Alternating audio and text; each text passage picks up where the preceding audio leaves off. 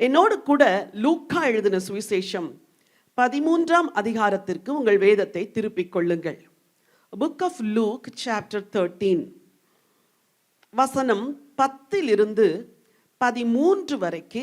ஒரு ஓய்வு நாளில் அவர் ஜெப ஆலயத்தில் போதகம் பண்ணி கொண்டிருந்தார். அப்பொழுது 18 வருஷமாய் பலவீனப்படுத்தும் ஆவியை கொண்ட ஒரு ஸ்திரீ அங்கே இருந்தாள். அவள் எவ்வளவும் நிமிரக்கூடாத கூனியாயிருந்தாள். இயேசு அவளை கண்டு தம்மிடத்தில் அழைத்து, ஸ்திரீயே, உன் பலவீனத்தினின்று விடுதலையாக்கப்பட்டாய் என்று சொல்லி அவள் மேல் தமது கைகளை வைத்தார். உடனே அவள் நிமிர்ந்து தேவனை மகிமைப்படுத்தினாள். ஹல்லேலூயா. என் அன்பு சகோதரிகளே, இந்த வேத பகுதி ஒருவேளை உங்கள் எல்லாருக்கும் தெரிந்த ஒரு வேத பகுதியாய் இருக்கலாம்.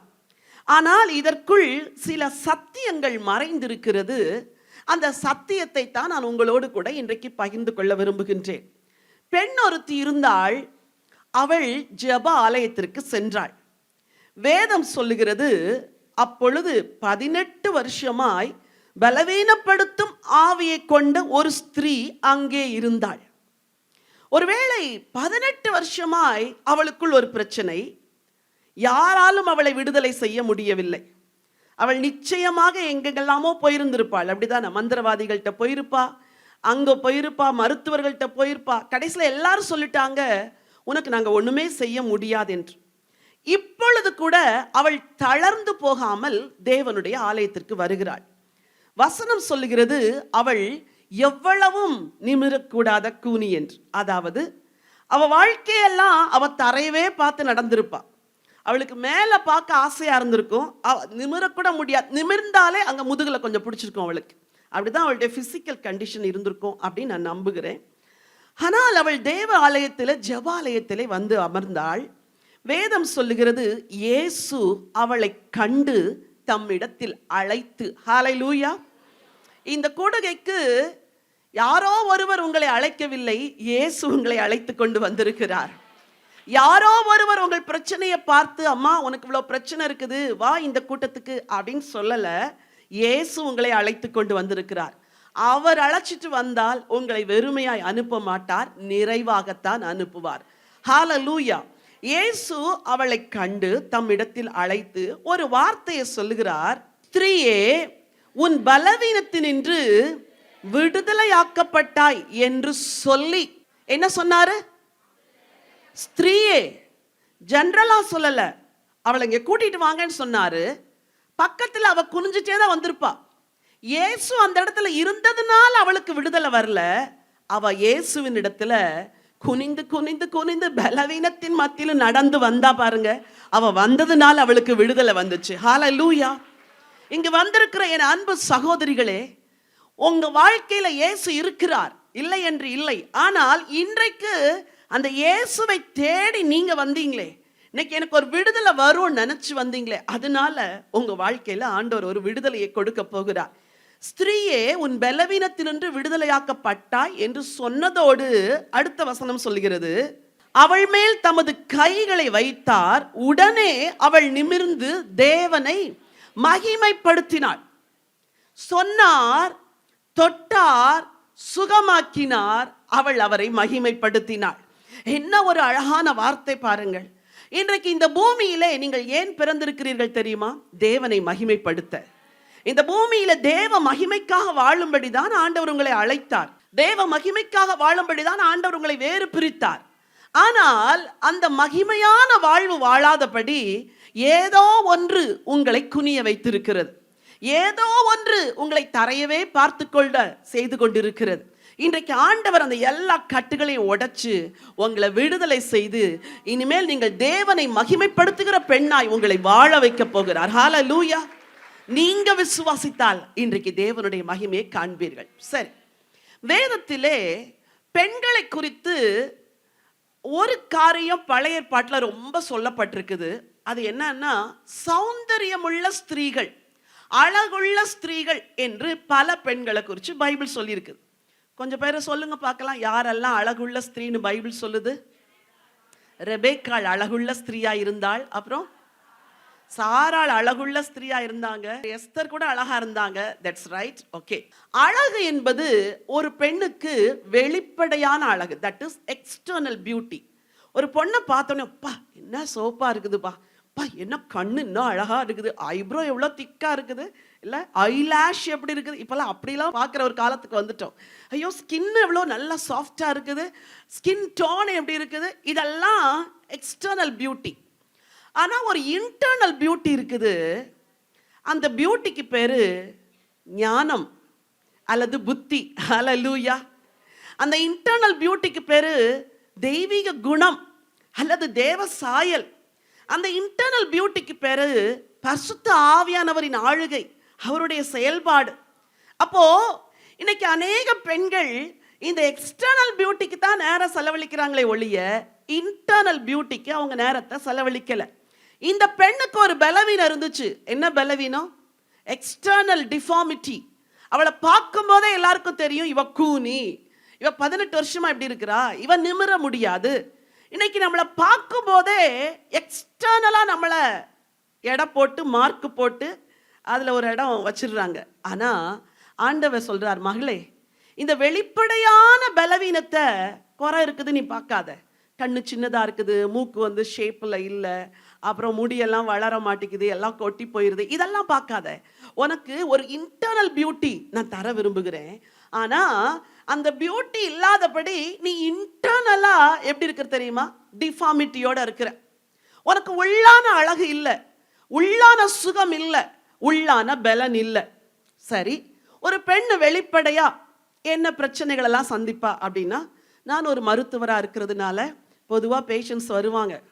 சில பேஷண்ட்ஸ்லாம் 60 வயசுக்கு மேலே உள்ளவங்க வந்தால் உட்காந்தானே, அம்மா இந்த தலை வந்து ரொம்ப நோவுதாம்மா, கண்ணுக்குள்ளே ஒரே குத்துதுமா, இந்த உதடெல்லாம் வலிக்குது, காதெல்லாம் ஜிவ்வுன்னு இழுக்குது, கழுத்து நரம்பெல்லாம் வலிக்குதுமா, கை காலெல்லாம் சச்சு போகுதுமா, காலெல்லாம் நடக்க முடியலம்மா, பின்முதுகு குத்துதுமா, மொத்தத்தில் உடம்பு வலிக்குதுன்னு சொன்னால் வேலை முடிஞ்சிருச்சு. அவங்க பிட்டு பிட்டா என்ன செய்வாங்க, எக்ஸ்பிளைன் பண்ணுவாங்க. தலையிலிருந்து கால் வரைக்கும் எல்லாம் ஒவ்வொன்றா வலிக்குன்னு சொல்லி முடிச்சாதான் அவங்களுக்கு பாதி நோய் தீரும்.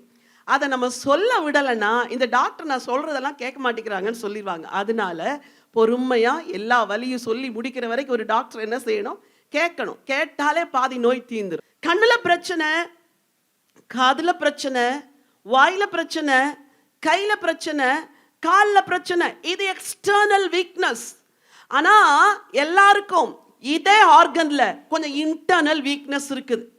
ஒவ்வொரு பெண்ணுக்கும் கண்ணுல ஒரு பலவீனம் இருக்குது, ஒவ்வொரு பெண்ணுக்கும் உதடுகள்ல ஒரு பலவீனம் இருக்குது, ஒவ்வொரு பெண்ணுக்கும் இருதயத்துல ஒரு பலவீனம் இருக்குது, ஒவ்வொரு பெண்ணுக்கும் கைகள்ல ஒரு பலவீனம் இருக்குது, கால்கள்ல ஒரு பலவீனம் இருக்குது. அது என்ன என்பதை உங்களுக்கு நான் சொல்லுகின்றேன். இந்த எல்லா பலவீனத்திலிருந்து இன்றைக்கு ஆண்டவர் உங்களை விடுதலை செய்ய போகிறார். ஹல்லேலூயா. God is going to deliver you. உள்ள இருக்கிற பலவீனம், உள்ள இருக்கிற டிஃபார்மிட்டி, உள்ள இருக்கிற சிக்னஸ், ஆண்டவர் சிலருக்கு ரண வைத்தியர் போல இன்னைக்கு எல்லா காயங்களையும் உள்ள இருக்கிற சீழை எல்லாம் வெளியே எடுத்து கிளீன் பண்ணி அதை சரியா ட்ரெஸ்ஸிங் போட்டு இன்னைக்கு உங்களை சுத்தப்படுத்தி, உங்களை பலப்படுத்தி, உங்களை ஸ்திரப்படுத்தி நீங்க தேவனை மகிமைப்படுத்தும்படியாக உங்க வாழ்க்கையை மாற்ற போகிறார். ஹல்லேலூயா. சரி, ஒரு பெண்ணுக்கு உதடுகளில் என்ன பலவீனம் சொல்லுங்க? ஒரு ஆவிக்குரிய பெண்ணுக்கு என்ன உதடுகள்ல பலவீனம்? ரொம்ப அழகழகா உட்கார்ந்துருக்கீங்க, கொஞ்சம் பதில் சொல்லுங்க பார்க்கலாம். எப்படி? சத்தம் கேட்கல, பேச்சு தான். அதான் பேச்சுல என்ன பலவீனம்? பேச்சு சண்டையாம். பாருங்க எவ்வளவு வேகமா சண்டை சண்டை சண்டை சண்டை. இன்னைக்கு நிறைய வீடுகள்ல சண்டை தான் விழுது. அப்புறம் கோபம் இல்ல, ஓவர் பேச்சு, அது கூட சிலருடைய பலவீனம். எம்மா சிலர்லாம் வாயை திறந்தாங்கன்னா மூடவே மாட்டாங்க. எப்போ மூடுவாங்க இவங்க அப்படின்னு நமக்கு தோணும். நேரில் மட்டும் இல்லை, ஃபோனில் கூட தான். இல்லை, ஃபோனில் பேச ஆரம்பித்தாங்கன்னா அவங்க நம்பரை பார்த்தாலே சில சமயம் எடுக்கக்கூடாது. ஏன்னா அவங்களோட பேசணும்னா 45 நிமிஷம் இருந்தால் தான் பேச முடியும். அதனால நம்பரை பார்த்துட்டு என்ன செஞ்சிடணும், சைலன்ஸில் போட்டுடணும். இந்த நம்பரை எடுக்கக்கூடாது. என் அன்பு சகோதரிகளே, இன்னைக்கு பெண்களுக்கு உதடுகளை தான் ஆண்டவர் ஒரு ஆயுதமா கொடுத்திருக்கிறார். ஹல்லேலூயா. உதடுகள், உன் வாயின் வார்த்தைகள், அது ஒரு வல்லமை உள்ள ஒரு ஆயுதம். வேதத்தில் ஒரு வசனம் உண்டு, புத்தியுள்ள ஸ்திரீ தன் வீட்டை கட்டுகிறாள், புத்தி இல்லாத ஸ்திரீயோ தன் கைகளினால் அதை இடித்து போடுகிறாள். சில பெண்கள் ஞானமா பேசுறாங்க, சில பெண்கள் புத்தியா பேசுறாங்க, அவங்க கட்டிக்கிட்டே போறாங்க. சில பெண்கள் பலவீன பாண்டங்கள், ஞானமாவும் பேச தெரியாது, புத்தியாயும் பேச தெரியாது, பேசுறதெல்லாம் மதியினம். குடும்பத்துல பிரச்சனை ஏன் வருது தெரியுமா? இந்த பெண்ணு மாத்திரம் ஒழுங்கா பேசியிருந்தா அந்த பிரச்சனை வந்திருக்காது. நீங்க மட்டும் கொஞ்சம் ஒழுங்கா பேசியிருந்தா அந்த பிரச்சனை வந்திருக்காது. ஆத்திரத்துல கோபத்துல 4 வார்த்தைகளை விட்டதுனால குடும்பத்துல பிரச்சனை. உங்க வீடு இடியுது, உங்க வீடு சரியுது. வீடுகளெல்லாம் கட்டப்பட்டு கொண்டிருக்கும் பொழுது உங்க வீடு ஏன் இடியுதுன்னா உங்க உதடுகளின் பலவீனம். சரி, பைபிள்ல பல பெண்கள் எப்படி உதடுகளினால் தங்கள் வாழ்க்கையும் பிறர் வாழ்க்கையும் கட்டுனாங்க. அவங்க உதடெல்லாம் பலவீனம் உள்ள உதடுகள் கிடையாது, ஸ்ட்ராங் விமன். அவங்க எல்லாம் பலசாலிகள். என்னோடு கூட திருப்பிக் கொள்ளுங்கள். யாத்திராகமத்தின் புத்தகம் 1ஆம் அதிகாரத்துக்கு வேதத்தை திருப்பிக் கொள்ளுங்கள். 15 கொஞ்சம் வாசிக்கலாமா? அதுவுமின்றி எகிப்தின் ராஜா சிப்பிராள் பூவாள் என்னும் பெயருடைய எபிரேய மருத்துவச்சிகளோட பேசி, நீங்கள் எபிரேய ஸ்திரீகளுக்கு மருத்துவம் செய்யும் போது அவர்கள் மனையின் மேல் உட்கார்ந்திருக்கையில் பார்த்து, ஆண் பிள்ளையானால் கொன்று போடுங்கள், பெண் பிள்ளையானால் உயிரோடு இருக்கட்டும் என்றான். மருத்துவச்சிகளோ தேவனுக்கு பயந்ததினால் எகிப்தின் ராஜா தங்களுக்கு இட்ட கட்டளைப்படி செய்யாமல் ஆண் பிள்ளைகளையும் உயிரோட காப்பாற்றினார்கள். ராஜா கேட்கிறாரு, நீங்க ஏன் ஆண் பிள்ளைகளை உயிரோட காப்பாற்றுறீங்க அப்படி கேட்டபோது இந்த பெண்கள் சொன்ன பதில் பாருங்க, 19ஆம் வசனம். அதற்கு மருத்துவச்சிகள் பார்வோனை நோக்கி, எபிரேய ஸ்திரீகள் எகிப்திய ஸ்திரீகளைப் போல அல்ல, அவர்கள் நல்ல பலம் உள்ளவர்கள். ஹல்லேலூயா. இது என்ன ஆன்சர் சொல்லுங்க பார்க்கலாம். இந்த பதில் என்ன ஆன்சர்? Strong answer. அப்புறம் ஞானமான பதில். ராஜா அவருக்கு முன்னதாக பொய் சொல்ல முடியாது, தண்டனை வேற மாதிரி மாறிடும். ராஜா கட்டளை போட்டுட்டாரு, நீங்க எபிரேய பெண்கள் பிரசவிக்க வரும்போது ஆண் பிள்ளைனா என்ன செஞ்சிடணும்? கொன்று போற்றணும். இந்த மருத்துவச்சிகள் தேவனுக்கு பயந்ததுனால அவங்க நாவாகிய ஆயுதத்தை, உதடுகளாகிய ஆயுதத்தை பயன்படுத்தினாங்க. ராஜாட்ட போய் அதுக்கு ஒரு தைரியம் வேணும்ல. என் அன்பு சகோதரிகளே, இன்னைக்கு நான் உங்களுக்கு சொல்றேன், கடவுள் உங்களுக்கு பலமுள்ள உதடுகளை கொடுத்திருக்கிறார். ஹல்லேலூயா. உங்கள் உதடுகளிலே தேவனுடைய வல்லமை இருக்குது, உங்க வார்த்தைகளிலே தேவனுடைய வல்லமை இருக்குது. நீங்க எதை பேசுறீங்களோ அதுதான் நடக்கும். நீங்க எதை சொல்றீங்களோ அதை நிறைவேற்ற தேவன் கூட இருக்கிறார். ஒரு திடீரென்ற சூழ்நிலையிலே மனம் பதறி ஏதோ ஒன்றை பேசிவிடாதபடி ஆண்டவரை சார்ந்து நின்று கொள்ளும் போது ஆண்டவர் ஏற்ற வார்த்தையை கொடுப்பார். இந்த பெண்கள் அவங்களுடைய குவாலிஃபிகேஷன், அவங்க மிட்வைஃப்ஸ் அப்படின்னு பைபிள் சொல்லுது. அது அவர்களை தப்புவிக்கல. அவங்க தேவனுக்கு பயந்தாங்களே. சொல்லுங்க, என்ன செஞ்சாங்க? தேவனுக்கு பயந்ததுனால உதடுகளை சரியா பயன்படுத்தினாங்க. இன்னைக்கு இங்க இருக்கிற ஒவ்வொருவருக்கும் நான் சொல்றேன், நீங்க தேவனுக்கு பயந்து உங்க வார்த்தைகளை சரியா பயன்படுத்தணும். தேவனுக்கு பயந்து பயப்படாம பேசணும். சில இடத்துல தேவனுக்கு பயந்து விசுவாச வார்த்தைகளை பேசணும். தேவனுக்கு பயந்து தைரியமுள்ள வார்த்தைகளை, உறுதியான வார்த்தைகளை பேசணும். ஏவாளிடத்திலே சர்ப்பம் கேட்கிறான், தேவன் எல்லா பழத்தையும் புசிக்க கூடாது என்று சொன்னது உண்டோ? கான்வர்சேஷன் தொடருது. இந்த பெண் அந்த இடத்துல ஏன் தப்பு செஞ்சான்னு தெரியல. எனக்கு இன்னைக்கும் அது வருத்தமா இருக்குது. ஏவாளை பார்த்து பரலோகத்துல போய் கேட்பேன், அம்மா நீங்க அன்னைக்கு மாத்திரம் கொஞ்சம் அந்த சர்ப்பத்திட்ட ஞானமா பேசி துரத்திருந்தீங்கன்னா நாங்கெல்லாம் எவ்வளோ சந்தோஷமா வாழ்ந்திருப்போம்மா, ஏமா அதை செய்யலை அப்படின்னு நான் போய் கேட்பேன் ஏவாள்கிட்ட. பாருங்க, ஒரு பெண்ணுடைய தீர்மானம், ஒரு பெண்ணுடைய வாயின் வார்த்தை ஒரு சந்ததிக்கே என்ன கொண்டு வந்துருச்சு? அழிவை கொண்டு வந்துருச்சு. இன்னைக்கு பல பெண்கள் தங்கள் குடும்பத்தை வார்த்தையால் கட்ட வேண்டிய இடத்துல வார்த்தையால இடிக்கிறாங்க. வார்த்தை தான் குடும்பத்தை கட்டுது, தெரியுமா? உங்க குடும்பத்துல பணம் இருக்கிறதுனால குடும்பம் கட்டப்பட போறதில்ல, வசதி இருக்கிறதுனால குடும்பம் கட்டப்பட போறதில்ல, உங்க ஹஸ்பண்டும் நீங்களும் கவர்மெண்ட் ஜாப்ல இருக்கிறதுனால குடும்பம் கட்டப்பட போறதில்ல. பெண்ணே, உன் வாயின் வார்த்தை தான் உன் குடும்பத்தை கட்டும். அன்னைக்கு ஏவாள் மட்டும் சரியா பேசி பிசாசை துரத்திருந்தா நம்ம எல்லாம் எங்கேயோ இருந்திருப்போம். நான் சொல்றேன், நீங்க உங்க குடும்பத்துக்குள்ள வருகிற சத்துருடைய கிரியைகள் எல்லாம் உங்க வாயின் வார்த்தைகளினாலே துரத்த பழக வேண்டும். பிசாசுக்கு இடம் கொடுக்காதிருக்க பழக வேண்டும். பைபிள்ல இன்னும் சில சம்பவங்கள் இருக்குது. 2 சாமுவேல் 14ஆம் அதிகாரம் 2ஆம் வசனத்திலே தெக்கோவா என்ற ஊர்ல ஒரு ஸ்திரீயை குறித்து நம்ம அந்த சம்பவத்துல படிக்கிறோம். ஒருவேளை எல்லாத்தையும் வாசிக்க நேரம் இல்லை, நீங்க வீட்டில் போய் நீங்கள் அதை படித்து கொள்ளலாம். யோவாப் என்ன செய்கிறார்? ஒரு பெண்ணை அழைத்து பேசுகிறார். கவனிங்க. அப்போ அவர் சொல்றாரு, அம்மா இங்க பாரு, ராஜா இல்ல தாவீது ராஜா, அவர் அவர் பையன் அப்சலோம் மேல ரொம்ப மனத்தாங்கலா இருக்கிறாரு. நீ என்ன செய்யி, போய் ஞானமா பேசு அப்படின்னு அவள் வாயிலே வார்த்தைகளை கொடுத்து அனுப்புகிறார். இந்த பெண் இவளாக போய் பேசியிருந்தா ஏதாவது பேசி மாட்டிருப்பா, ராஜா இவளையே சிரச்சேதம் பண்ணிருப்பார். ஆனா அந்த பெண் யோவாப் என்ன சொன்னாரோ, நல்லா கவனிங்க, யோவாப் சொன்னதை மட்டும் கேட்டுட்டு அவர் சொன்னபடியே போய் ராஜாட்ட பேசுறா. ராஜாட்ட பேசி ராஜாவுடைய ஹார்ட்டைய மாத்திடுறா. எவ்வளவு பவர் இருக்குது ஒரு பெண்ணுடைய வார்த்தைக்கு. அங்க மந்திரிகள்லாம் பயந்துட்டு நிக்கிறாங்க, அமைச்சர்கள் எல்லாம் பயந்துட்டு நிக்கிறாங்க, படை தலைவர்கள் எல்லாம் பயந்து போய் நிக்கிறாங்க. ஒரு பெண் போறா, போய் ஞானமான வார்த்தைகளை பேசி, ராஜா நீர் இப்படியெல்லாம் இருக்கும்போது இது இப்படி செய்யலாமா, நீர் அப்படி செய்யலாமா, இப்படி செய்யலாமா, எல்லாம் பேசி முடிச்சு ஹார்ட்டையே மாத்திடுறா. தெக்கோவா ஊர் ஸ்திரீக்கு அன்னைக்கு அந்த ஜெயத்தை கொடுத்தது எது தெரியுமா? அவள் பேசிய ஞானமுள்ள வார்த்தைகள். இன்னைக்கு நான் சொல்றேன், பரிசுத்த ஆவியானவரை முழுவதும் சார்ந்து கொண்டு, ஈவன் வீட்டில் ஒவ்வொரு கான்வர்சேஷனுக்கும் கூட நீங்க ஜெபம் பண்ணணும். சிஸ்டர் நீங்க ஏன் இப்படி சொல்றீங்கன்னா, நான் இன்னைக்கு வரைக்கும் அதை ப்ராக்டிஸ் பண்றேன். நானும் ஒரு குடும்பத்தில் இருக்கிறேன், நானும் ஒரு மனைவியா இருக்கிறேன், நானும் ஒரு தாயா இருக்கிறேன், எனக்கும் குடும்பத்தில் உறவினர்கள் உண்டு. எல்லாரோடு பேசும்போது எல்லா நேரமும் வாய்க்கு வந்ததெல்லாம் நான் பேசுறது இல்லை.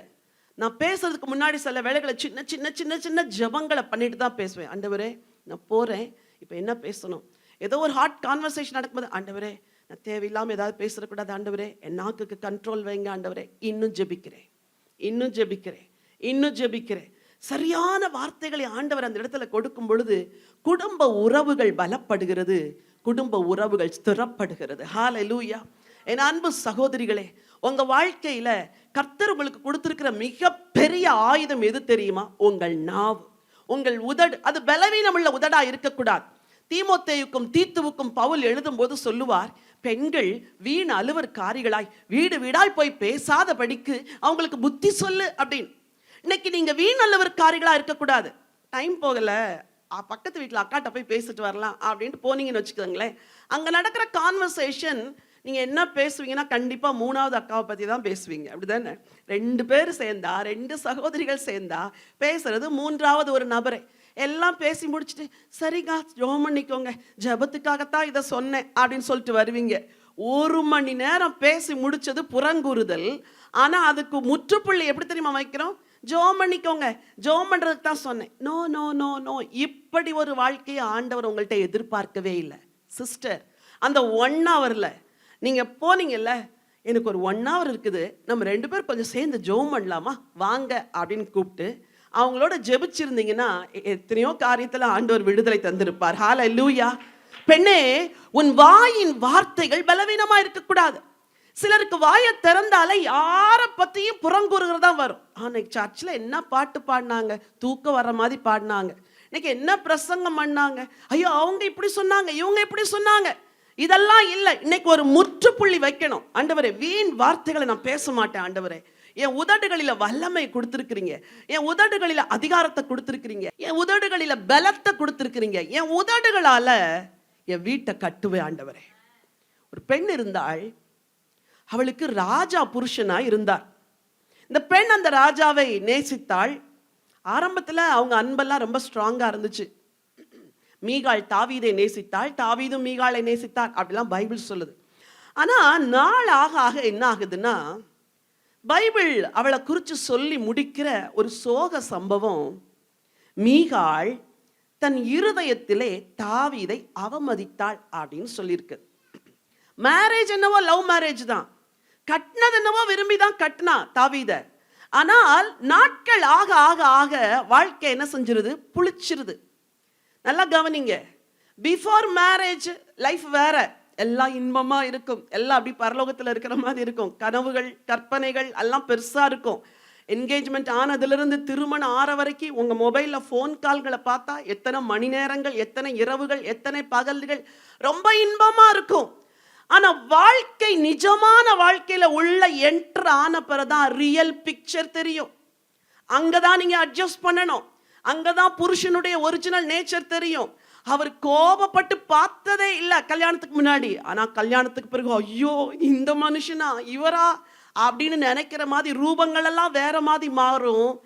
அப்பதான் ரியல் லைஃபே துவங்குது. சொல்லுங்க, எப்ப துவங்குது? கல்யாணத்துக்கு பிறகுதாம்மா ரியல் லைஃப். இங்க இருக்கிற யங்ஸ்டர்ஸ்க்கு சொல்றேன், கல்யாணத்துக்கு முன்னாடி அன்பாய் பேசினான், அன்பே என் ஆறுயிரே எல்லாம் சொன்னாரு, SMS அனுப்புனாரு, அது பண்ணாரு இது பண்ணாரு, எல்லாம் நல்லதுதான். அது கிடையாது ரியல் பிக்சர். ரியல் பிக்சர் உன்னுடைய திருமணத்துக்கு பிறகு நீ ஸ்டார்ட் பண்றிய ஒரு வாழ்க்கை.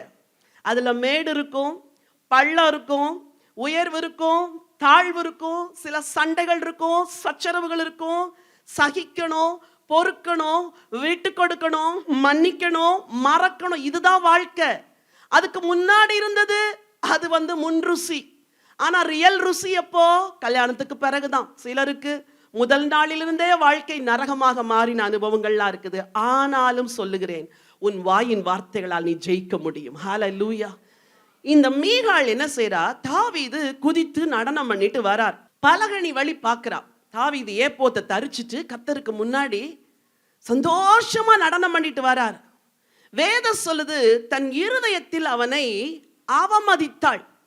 அவ ஏன் அவமதிச்சான்னா, கூட கொஞ்சம் பெண்கள்லாம் நிக்கிறாங்க அவ கூட.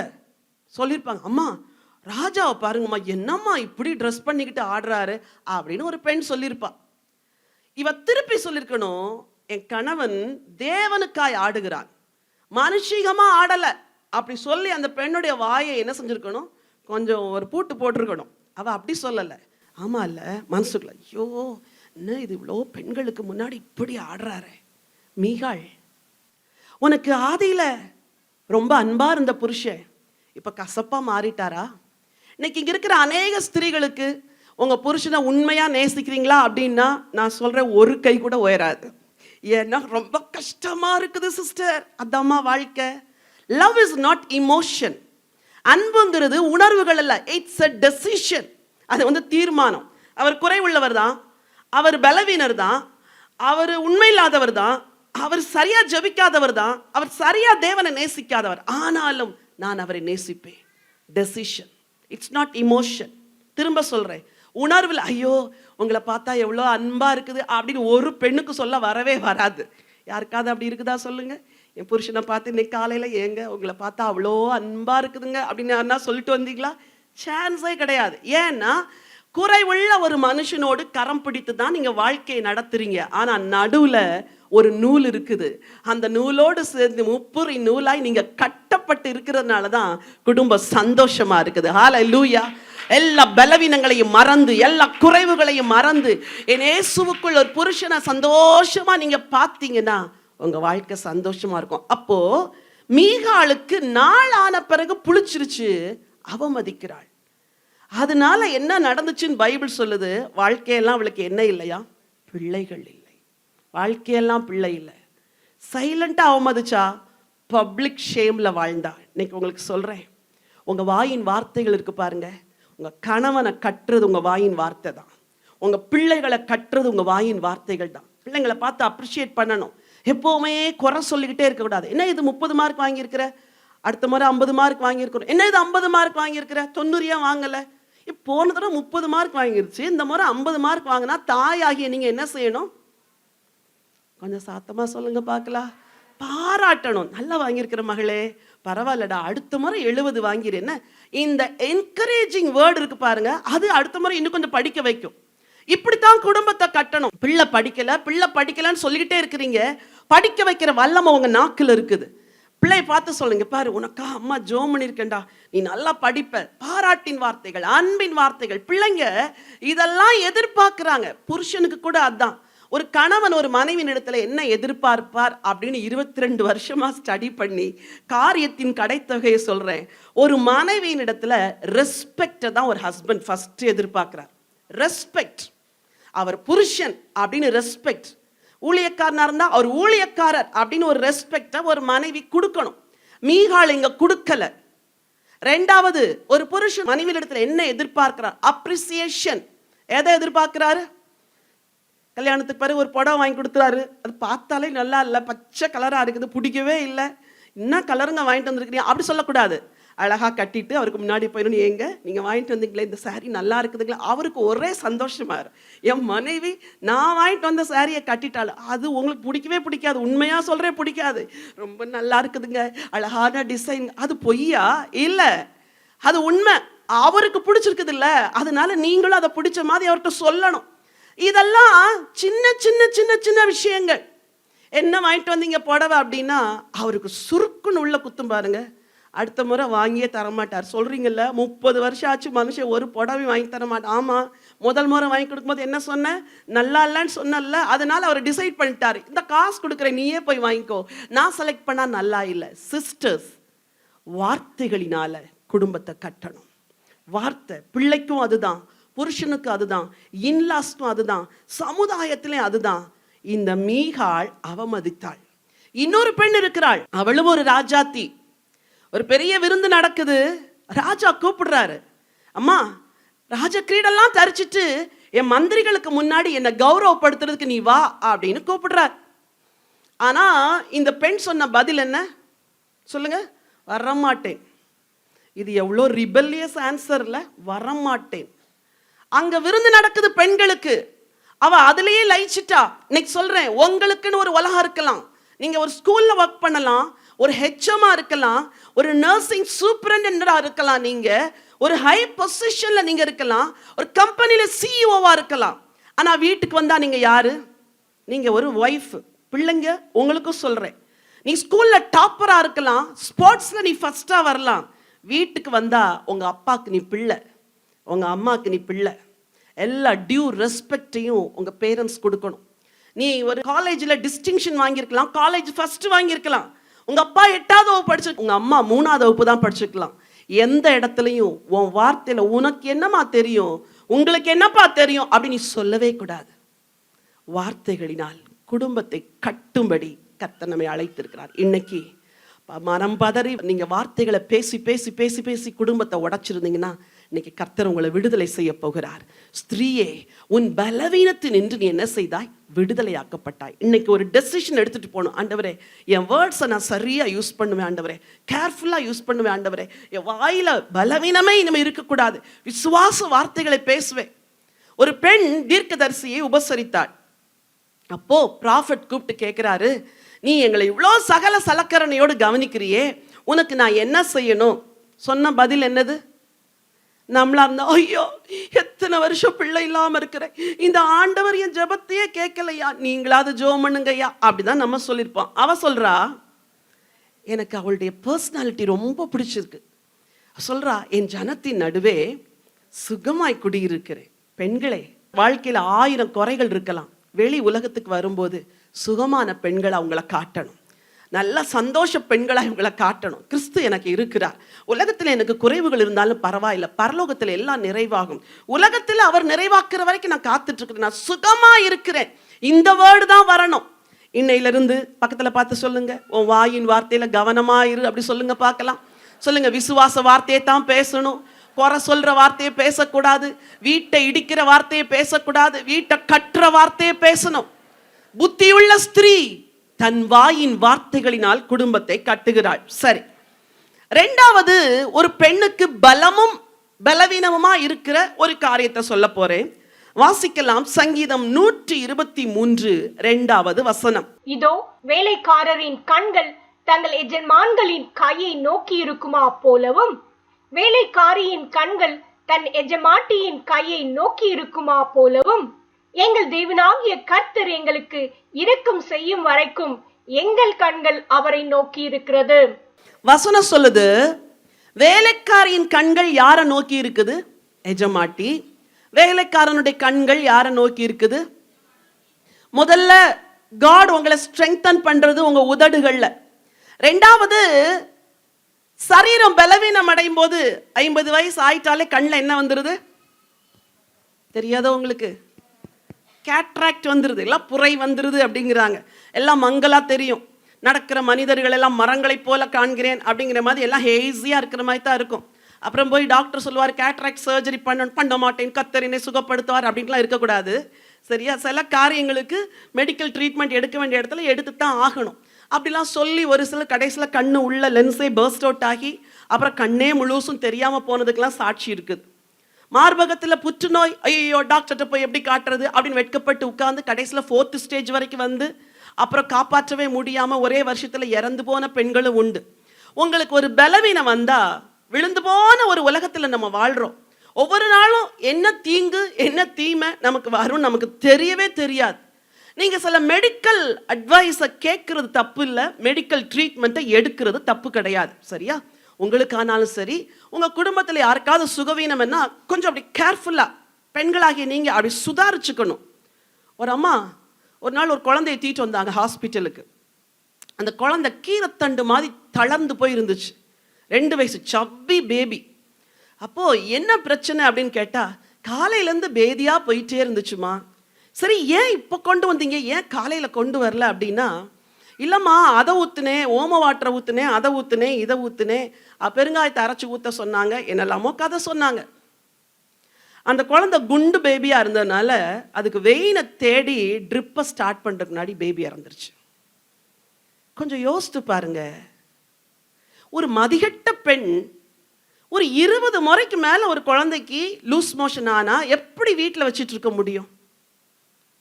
எல்லாரும் அந்த பெண்ணை திட்டுறாங்க. கொஞ்சம் முன்னாடி கொண்டு வந்திருக்க கூடாதா, ஒரு காலையில் கொண்டு வந்திருக்க, இவ்வளோ அந்த குழந்தை அவ்வளோ அழகா இருக்குது, ஆண் பிள்ளை, ஒரு மத்தியானம் கொண்டு வந்திருக்க கூடாதா, நாங்கள் காப்பாற்றிருப்போமே அப்படின்னு. அப்போ இந்த மதிகட்ட ஸ்திரீகளினால சில குடும்பங்கள்ல நஷ்டம். ஸ்திரீகளே, உங்க குடும்பத்தில் யாராவது சுகவீனமா இருந்தா, பலவீனமா இருந்தா, நீங்க இம்மீடியட்டா சில ஆக்ஷன் எடுக்கணும். ஹஸ்பண்ட் ஒரு மாதிரி ரொம்ப நெஞ்சு கறிக்கிற மாதிரியே இருக்குதுமா, 2 நாளாக அப்படித்தான் இருக்குதுன்னா, அப்புறம் நீங்கள் ஜெல்லை குடிங்க அதை குடிங்கன்னு சொல்ல, வாங்க ஒரு டெஸ்ட் பண்ணிட்டு வந்துடலாம், ஒரு இசிஜி பார்த்துட்டு வந்துடலாம், கூட்டிட்டு போகணும். இப்படியெல்லாம் சில செயல்கள் இம்மீடியட்டா செய்யாதனால நஷ்டமாகாதபடிக்கு உங்க கண்கள் தெளிந்த கண்களா இருக்க வேண்டும். இங்கே வசனம் சொல்லுகிறது, வேலைக்காரியின் கண்கள் எதை பார்த்திருக்குமா? எஜமாட்டியின் கண்கள். ஒரு ஆவிக்குரிய பெண்ணா இருந்தா உங்க கண்கள் நோக்க வேண்டிய இடம் உன்னதமான தேவனை தான் நோக்கி பார்க்கணும். நேரம் கிடைக்குதா, தேவனை நோக்கி பார்க்கணும். நேரம் கிடைச்ச உடனே டிவி ஆன் பண்ணி அங்கே சீரியலை பார்த்துட்டு உட்கார்ந்துட்டு இருக்க கூடாது. அப்புறம் மொபைல் ஆன் பண்ணி யூடியூப்ல தேவையில்லாதெல்லாம் பார்த்துட்டு இருக்க கூடாது. நல்ல செய்திகள் எல்லாம் கேளுங்க. உங்க கண்கள் சுத்தமாக வேணும். வாலிப பிள்ளைங்களுக்கு, யங்ஸ்டர்ஸ்க்கு விசேஷமா சொல்றேன். எத்தனை பேர் வாலிப பெண் பிள்ளைங்க வந்திருக்கீங்க? கை தூக்குங்க பார்க்கலாம். கொஞ்சம் பேர் தான் வந்திருக்கிறீங்களா? சரி. உங்களுக்கு உலகத்துல சோதனையே எது தெரியுமா? இந்த கண்ணு தான். ஒரு ட்ரெஸ் யாராவது அழகா போட்டு வந்துட்டா உடனே மனசு சொல்லுது, அடுத்த முறை இந்த ட்ரெஸ் எடுத்து இன்னைக்கு போய் அம்மாட்ட கேட்டே ஆகணும். எத்தனை முறை கேட்டா கூட அம்மா என்ன செய்ய மாட்டேங்கிறாங்க, இப்படி ட்ரெஸ் எடுத்துற மாட்டேங்கிறாங்க. அப்போ கண்கள் இந்த உலகத்தை சுத்தி உள்ளதை பார்க்குது. இன்னைக்கு நான் உங்களுக்கு சொல்றேன், உங்க கண்களை திருப்பணும் ஆண்டவர் மேல. உங்க கண்களை நேசர் மேல திருப்பணும். ஆண்டவரே, என் கண்கள் உண்மையே நோக்கி இருக்கட்டும் ஆண்டவரே, என் கண்கள் கண்ணீர் ஊற்றா மாறட்டும் ஆண்டவரே. உங்க நேரம் கிடைக்கும் போய் முழங்கால் படியிட்டு, ஆண்டவரே, என் கண்களிலிருந்து கண்ணீர் ஓடும்படி உண்மை ஆராதிக்கிறேன், உண்மை தொழுது கொள்கிறேன், உங்களுடைய வேதத்தை நான் படிக்கிறேன். இன்னைக்கு உங்க கண்கள் இதைத்தான் பார்க்கணும். சில வேளைகளில் நம்ம இருக்கிற இடத்தை விட்டு உலகத்துக்குள்ள வந்துட்டாலே கண்ணு எதையெல்லாமோ பார்க்குது. திருமணமான பெண்களாகி உங்களுக்கும் சொல்றேன், சபலங்கள் என்பது வாழ்க்கையில எந்த வயசுலையும் வரும். முக்கியமா உங்க கணவரை விட்டு பிரிஞ்சு வேற இடத்துல நீங்க இருக்கிறீங்க அப்படின்னா, பிசாசு அப்பதான் உங்களை டெம்ப்ட் பண்ணுவான். ரொம்ப அன்பா பேசுற ஒரு நபரை உங்கள்கிட்ட அனுப்பி, நான் உன் பிரதர் மாதிரி அப்படிலாம் சில பேச வைப்பான். எத்தனை பெண்கள் விழுந்து போயிருக்கிறாங்க தெரியுமா? இதுல திருமணமான பெண்கள் வேலை ஸ்தலங்கள்ல ஒரு பெண் சொல்ல, ஐயோ என்னால ஐ காண்ட் ரெசிஸ்ட் இட் அப்படிங்கிறா. ஏன்? உனக்கு ஒரு புருஷன் இருக்கிறார். Yes, I have my husband, எனக்கு புருஷன் இருக்கிறார். பட் என் வேலை ஸ்தலத்துல அந்த நபரோட பேசுறது ஐ காண்ட் ரெசிஸ்ட் இட் அப்படிங்கிறா. இப்போ நான் சொன்னேன், நிறுத்து வேலையை. ஒன்று லீவ் போட்டு உபவாசம் பண்ணி ஜெபம் பண்ணி உன்னை சரி பண்ணிட்டு வேலைக்கு போ, இல்லாட்டி உனக்கு அந்த வேலையே வேண்டாம். உன்னை நேசிக்கிற ஒரு புருஷன் இருக்கும்போது நீ எப்படி இன்னொருவன் மேல் நினைவாக இருப்பாய்? அன்பு சகோதரிகளே, உங்க கண்களை சுத்தமா வச்சுக்கோங்க. இன்னைக்கு உலகமே எதில் விழுந்து கிடக்க தெரியுமா? இந்த கண்களில் தான். காண்கிற காட்சிகள், பார்க்கிற காரியங்கள், பழகுகிற மனிதர்கள் எல்லாருமே போய் பார்வையில தான் விழுந்தாங்க. சிம்சோன் சொன்னா, நான் அந்த பெண்ணைத்தான் திருமணம் செய்ய வேண்டும், அவள் என் பார்வைக்கு எப்படிப்பட்டவள், ரொம்ப பிரியமானவள். கடைசியில கண்ணுக்கு எது பிரியமா இருந்தோ அதுவே அவனுக்கு கண்ணியா மாறிடுச்சு. இன்னைக்கு நம்ம கண்களை சுத்தமா வைத்துக் கொள்ள வேண்டும். ஒரு பெண் வந்தா, கண்ணு நிறைய கண்மை போட்டு வந்தா. நான் கேட்டேன், நீ விசுவாச பெண் இல்லையா, நீ என்ன கண்ணில் கண்மை போட்டு வந்திருக்கிற? அது எங்க அக்கா போட்டு விட்டாங்க அப்படின்னா. யார் போட்டு விட்டாங்க? அக்கா. நீ தூங்கும்போது போட்டாங்களோ அப்படின்னு கேட்டேன். தூங்கும்போது அம்மா போட்டாங்க? இல்லை, நான் முழிச்சிட்டு இருக்கும்போது தான் போட்டாங்க. அவ கிரேஸ்ஃபுல் ஃபேஸில் இந்த கண்களுக்கு மைய போட்டு பார்த்த உடனே அது நல்லாவே இல்லை. நீங்கள் ரொம்ப அழகா இருக்கிறீங்க, ஏற்கனவே கண்ணுக்கு மை போட்டு தான் நீங்கள் உங்களை அழகுபடுத்தணும்னு கிடையாது. ஸ்திரீகளே, உங்கள் கண்கள் சுத்தமாக இருக்கட்டும், எக்ஸ்டர்னலாகவும் சுத்தமாக இருக்கட்டும், இன்டர்னலாகவும் சுத்தமாக இருக்கட்டும். ஆலயத்தில் வந்து முழங்கால் போட்டால் கண்ணை மூடி கர்த்தரை ஆராதிக்கணும். ஜபத்தில் முழங்கால் போட்டால் கண்களில் கண்ணீர் வழியணும். உங்கள் கண்கள் பரிசுத்தமாக இருக்கணும். தேவையற்றதை பார்க்க மாட்டேன் ஆண்டவரே. ஒரு மனுஷனை பார்க்கும்போது அந்த மனுஷன்ட்ட உள்ள குறைவுகளை பார்க்கவே கூடாது. சில வேளைகள் நம்ம என்ன நினைக்கிறோம், அடுத்த வாலிப பிள்ளைங்களை பார்த்தோன்னே, என்ன பேண்ட் இப்படி போட்டு வரான் இடுப்புக்கு கீழே, என்ன ட்ரெஸ் இப்படி பண்ணிட்டு வரா, அது குறையா இருந்தால் கூட அப்படி தோள் மேலே கை போட்டு, பாரு நீ ரொம்ப அழகாக இருக்கிற, ஆனால் அந்த ட்ரெஸ்ஸும் உனக்கு நல்லா இல்லைப்பா, கொஞ்சம் சேஞ்ச் பண்ணிக்கோ அப்படி சொல்லிட்டிங்கன்னா உடனே இந்த பிள்ளைங்க என்ன செஞ்சிடும், மாறிடும். மாறாக இன்னொருத்தட்ட போய், அவங்க பொண்ணை பார்த்தீங்களா வளர்த்து வச்சிருக்கிற விதத்தை, அது சர்ச்சுக்கு எப்படி வந்துச்சு பார்த்தீங்களா, அப்படிலாம் சொல்லக்கூடாது. உங்கள் கண்ணு தூய்மையாக இருக்கணும். அதில் குறை காண்கிற கண்களாக இருந்தால் இன்னைக்கு அந்த பலவீனத்தை பலிபிடத்தில் வைங்க. மற்றவருடைய வாழ்க்கையில் உள்ள குற்றங்களையே பார்க்குற கண்ணாக இருந்தால் அந்த பலவீனத்தை வைங்க. சிலருக்கு வீட்டுக்குள்ளேயே சோதனை, மதரின்லா எதை செஞ்சாலும் குற்றம். ஒரு அம்மா சொல்லுச்சு, அம்மா நான் வீட்டில் நின்னாலும் குற்றம், எந்திரிச்சாலும் குற்றம், குழந்தைய தொட்டா கூட நீங்கள் சுத்தமாலாம் கவனிக்க மாட்டீங்க, கொடுங்க குழந்தைய அப்படின்னு வாங்கிக்கிறாமா. நான் கொஞ்சம் பால் ஊத்துறேம்மா அப்படின்னு சொன்னேன். உங்களுக்கெல்லாம் ஊற்ற தெரியாது, நாங்கள் ஊற்றிக்கிறோன்னு சொல்கிறா. அவங்களுக்கும் பேர பிள்ளை தானே, உனக்கு பிள்ளை போல அவங்களுக்கும் அதுக்கு பேர பிள்ளை தானே. அப்போ அவங்க எதை செஞ்சாலும் குறை சொல்லாதீங்க. அதே போல டாட்டர் இன் லாஸ் எதை செஞ்சாலும் குறை சொல்லாதீங்க. இட் இஸ் அ சின். இன்னைக்கு உங்க கண்கள் அவ செய்யற நல்லதை பார்க்கட்டும். குடும்பத்துல நல்லதை மட்டும் பார்க்க ஆரம்பிச்சிட்டோம்னா நம்ம வீடு ஒரு சந்தோஷ கூடாரமாய் மாறும். நீங்க குடும்பத்தை கட்டுகிற பெண்களாய் மாறுவீர்கள். ஹல்லேலூயா. உங்க உதடுகளின் வார்த்தைகள் குடும்பத்தை கட்ட வேண்டும். உங்கள் கண்களின் பார்வைகள் குடும்பத்தை கட்டணும். புருஷன் படுத்து தூங்கிட்டு இருக்கும்போது அவரை பார்த்தீங்கன்னா, என்ன இப்படி கொரட்டை விடுறாரு அப்படின்னு நினைக்கக்கூடாது. ஆண்டவரே, எனக்கு ஒரு நல்ல கணவனை கொடுத்தீங்க, அவர் பகலெல்லாம் உழைச்சிட்டு வந்தார், இப்போ ராத்திரி அவர் நிம்மதியாக தூங்குறாரு, அவருக்கு நல்ல இளைப்பாறுதல் தாங்க. ரெண்டுத்துக்கு வித்தியாசம் இருக்கா? நான் அப்படி பார்க்குறீங்க நீங்கள், இதெல்லாம் வாழ்க்கையில் அப்படிலாம் யோசிச்சதே கிடையாதோ? பிள்ளைங்க படுத்து தூங்குறத பார்க்கும்போது சொல்லணும், ஆண்டவரே எனக்கு நல்ல திடகாத்திரமுள்ள பிள்ளைங்களை கொடுத்துருக்குறீங்க ஆண்டவரே, உங்களுக்கு நன்றி. அது பாரு லேட்டாக வந்து படுத்துட்டு இப்படி தூங்குது, அப்படி நெகட்டிவெல்லாம் பார்க்காதீங்க. Always look positive things. நெகட்டிவாக பார்க்காம பாசிட்டிவாக பார்த்தீங்கன்னா உங்கள் குடும்பம் கட்டப்படும். ஹல்லேலூயா. விசுவாசிக்கிறீங்களா? விசுவாச பெண்களே, உங்கள் உதடுகளின் வார்த்தைகளினால் நீங்கள் உங்கள் குடும்பத்தை கட்ட வேண்டும். உங்கள் கண்களின் பார்வைகளினால் உங்கள் குடும்பங்களை கட்ட வேண்டும். மூன்றாவதாக, ஸ்திரீயே உன் பலவீனத்தினின்று நீ விடுதலையாக்கப்பட்டாய் அப்படின்னு வேதம் சொல்லுது. பல வேளைகள்ல நம்ம ஹார்ட் இருக்கு பாருங்க. உங்க ஹார்ட்டை யாராவது பார்த்துருக்கிறீங்களா? சொல்லுங்க. நான் தமிழ்ல தானே பேசுறேன், பதிலே பேச மாட்டேங்கிறீங்க. உங்க ஹார்ட்டை யாராவது பார்த்துருக்கிறீங்களா? அதை கொஞ்சம் சத்தமா சொல்லுங்க பார்க்கலாம். ரொம்ப ஸ்பெஷலாக இருக்கிறதெல்லாம் ஆண்டவர் மறைச்சு தான் வைப்பார் தெரியுமா? நீங்கள் ரொம்ப ஸ்பெஷல், அதனால கொஞ்சம் மறைச்சு தான் வச்சிருக்கிறாரு. நீங்களா உங்களை எக்ஸ்போஸ் பண்ணாதீங்க. சரி, வேதத்தில் ஒரு வசனம் இருக்குது, இருதயம் கேடுள்ளதும் எப்படிப்பட்டதா திருக்குள்ளதுமா இருக்கிறது. நீங்க ஒரு 50 பேரை நிறுத்தி வச்சு 50 பேர்கிட்ட இன்டர்வியூ பண்ணீங்கன்னா 50 பேர்கிட்ட இருந்து வர்ற ஆன்சர் வந்து 50 விதத்தில் இருக்கும். தெரியுமா உங்களுக்கு? ஐயோ, ஒவ்வொரு பெண்ணும் ஒரு மாதிரி. ஒரு சபையை எப்படித்தான் நடத்துறீங்கன்னு தெரியல பாஸ்டர். ஏன்னா ஒவ்வொரு பெண்ணும் ஒரு மாதிரி, ஒவ்வொரு புருஷனும் ஒரு மாதிரி, ஒவ்வொரு குடும்பமும் ஒரு மாதிரி. பாஸ்டர் வந்து விசாரிக்கலன்னா அடுத்த வாரம் சர்ச்சுக்கு வர மாட்டாங்க, அது ஒரு கூட்டம் இருக்குது. இல்லை பாட்டுக்கு சான்ஸ் கொடுக்கலன்னா அடுத்த வாரம் சர்ச்சுக்கு வர மாட்டாங்க, அப்படி ஒரு கூட்டம் இருக்குது. அப்படி பேரை தேங்க்ஸ் பண்ணுறதுக்கு சொல்லலைன்னா எங்கள் பேரை சொல்லலையே, அப்படி ஒரு கூட்டம் இருக்குது. இருதயம் இருக்கு பாருங்க, வித வித வித வித வித விதமாக இருக்குது. இந்த இருதயம் பல வேளைகளில் பலவீனப்பட்டு போயிருது. பெண்ணே, இருதயம் ரொம்ப பலவீனம் உள்ளது. ஆனால் ஆண்டவர் இன்னைக்கு ஒரு பலமுள்ள பெண்ணாய் மாற்ற விரும்புகிறார். ஹல்லேலூயா. விசுவாசிக்கிறீங்களா? தேவன் என்னை பலமுள்ளவளாய் மாற்ற விரும்புகிறார். நம்புறீங்களா? ஒரு புது பலனை ஆண்டவர் நமக்கு தரப்போகிறார். புது கிருபையை ஆண்டவர் தரப்போகிறார். ஹல்லேலூயா. கர்த்தரை நம்பி அவர் சமூகத்தில் உட்கார்ந்துருக்கும் போது பல பாடல்களை கொடுப்பார். ஒரு நாள் ஐ எம் சோ அன்வர்தி அப்படின்னு நான் ஃபீல் பண்ணேன். ஒரு நிகழ்வு நடந்தது. அந்த நிகழ்வுக்கு பிறச்சா இப்படி நடந்துட்டோமே அப்படின்னு. அப்ப ஆண்டவர் சொன்னாரு, நான் உன் கூட இருக்கிறேன், ஐ எம் வித் யூ. நான் கூட இருக்கும்போது உன் குறைவு இருக்கு பாரு, அதெல்லாம் நான் கம்பன்சேட் பண்ணிடுறேன், நான் நிரப்பிடுறேன். சம்டைம்ஸ் ஆண்டவர் உங்களுக்குன்னு பேசுவார் பாருங்க, அந்த வார்த்தை உங்களை தூக்கிட்டு போற உயரத்துக்கு அளவே கிடையாது. ஹல்லேலூயா. எங்க அப்பா எனக்கு பேசிட்டாரு, அது போதும் அப்படிங்கிற ஒரு பெரிய தைரியத்தை கொடுக்கிறது ஆண்டவருடைய வார்த்தை.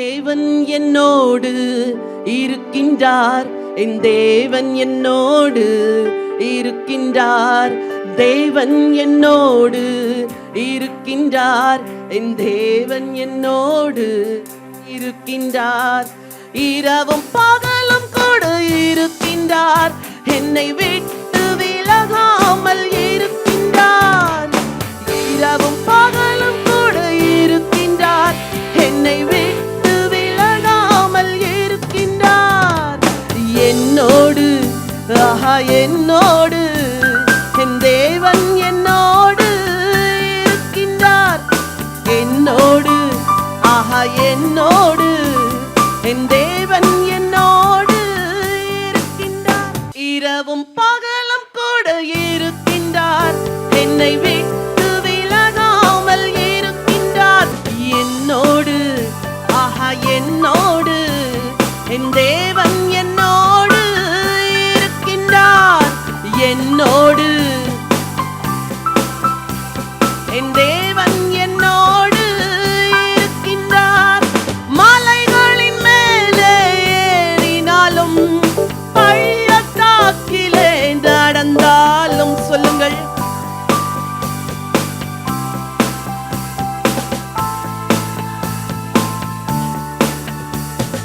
வானத்திலே நான் பறந்தாலும் என் தேவன் என்னோடு இருக்கின்றார், வானத்திலே நான் பறந்தாலும் என் தேவன் என்னோடு இருக்கின்றார், என்னோடு ஆஹா என்னோடு என் தேவன் என்னோடு இருக்கின்றார், என்னோடு ஆஹா என்னோடு.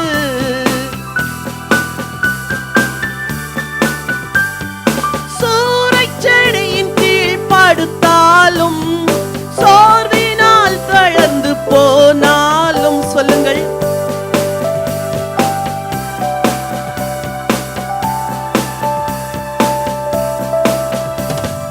நிந்தை அவமான நேரத்திலும் உன் தேவன் உன்னோடு இருக்கின்றார், நிந்தை அவமான நேரத்திலும் உன் தேவன் உன்னோடு இருக்கின்றார், உன்னோடு ஆஹா உன்னோடு உன் தேவன் உன்னோடு இருக்கின்றார், சொல்லுங்கள், உன்னோடு ஆஹா உன்னோடு.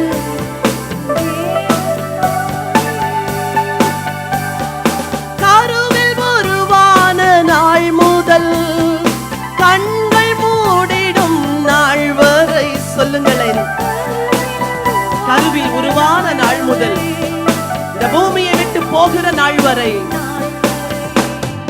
கண்ணின் மணி போல காக்கின்ற நம் தேவன் நம்மோடு இருக்கின்றார், கண்ணின் மணி போல காக்கின்ற நம் தேவன் நம்மோடு இருக்கின்றார், நம்மோடு ஆஹா நம்மோடு நம் தேவன் நம்மோடு இருக்கின்றார், நம்மோடு நம் தேவன் நம்மோடு இருக்கின்றார், நம்மோடு. பக்கத்துல பார்த்து சொல்லுங்க, ஓடு நம் தேவன் நம்மோடு இருக்கின்றார், உன்னோடு ஆஹா உன்னோடு உன் தேவன் உன்னோடு இருக்கின்றார், என்னோடு ஆஹா என்னோடு என் தேவன் என்னோடு இருக்கின்றார். எல்லாரும் கரங்களை தட்டி தேவனுக்கு மகிமை செலுத்துவோமா? நீர் என்னோடு கூட இருக்கிறதினால் என் பலவீனங்கள் எல்லாம் பலமாய் மாறும் ஆண்டவரே, என் குறைவுகள் எல்லாம் நிறைவாய் மாறும் ஆண்டவரே, என் பலவீனங்கள் என்னை விடுதலை செய்கிற தேவன் நீங்க ஆண்டவரே. Thank you Father, thank you Jesus. ஹalleluya. சரி, இன்னும் வேகமா சில காரியங்களை உங்களோட ஷேர் பண்ண விரும்புகிறேன். பல வேளைகளில நம்முடைய இருதயம் இருக்கு பாருங்க, உதடுகளை பார்த்தோம், கண்களை பார்த்தோம், இந்த ஹார்ட்ல இது ரொம்ப வீக்கா இருது. அப்படி ஒரு வார்த்தை சொல்லிட்டா பலமுள்ள சில பெண்கள் புஷ்ஷுன்னு பலவீனமா மாறிடுவாங்க. நேத்தெல்லாம் ஓடி ஆடி வேலை செய்வாங்க, இன்னைக்கு அப்படியே சோர்ந்து போயிருப்பாங்க. ஏமா என்னம்மா ஆச்சு அப்படின்னா, நான் என்ன செஞ்சு என்ன பிரயோஜனம்மா, ஒரு வேலைக்கு கூட இங்கே மதிப்பே கிடையாது அப்படின்னு ஒரு பாட்டு பாடுவாங்க பாருங்க. ஹார்ட்டெல்லாம் அப்படியே ஆடின மாதிரி இருப்பாங்க. நம்ம ஹார்ட் வந்து ரொம்ப பலவீனம் அப்படின்னு ஆண்டவருக்கு தெரியும். ஏன்னா ஏவாள் பலவீனமா இருந்தனால தான் ஆஃப்டர் ஆல் ஒரு பழத்துக்கு ஆசைப்பட்டு சாப்பிட்டுட்டாங்க. தாவீது பலவீனன், அதனால ஒரு பெண்ணை பார்த்த உடனே விழுந்துட்டார். உலகத்துல எல்லாருமே பலவீனர்கள். ஆண்டவர் பார்த்தாரு, இவங்கெல்லாம் என் கற்பனைகளை கை கொள்ள முடியல அப்படின்னு சொல்லிட்டு அவர் ஒரு உடன்படிக்கை பண்ணாராம். அந்த உடன்படிக்கை எசேக்கியேல்ல சொல்லப்பட்டிருக்குது.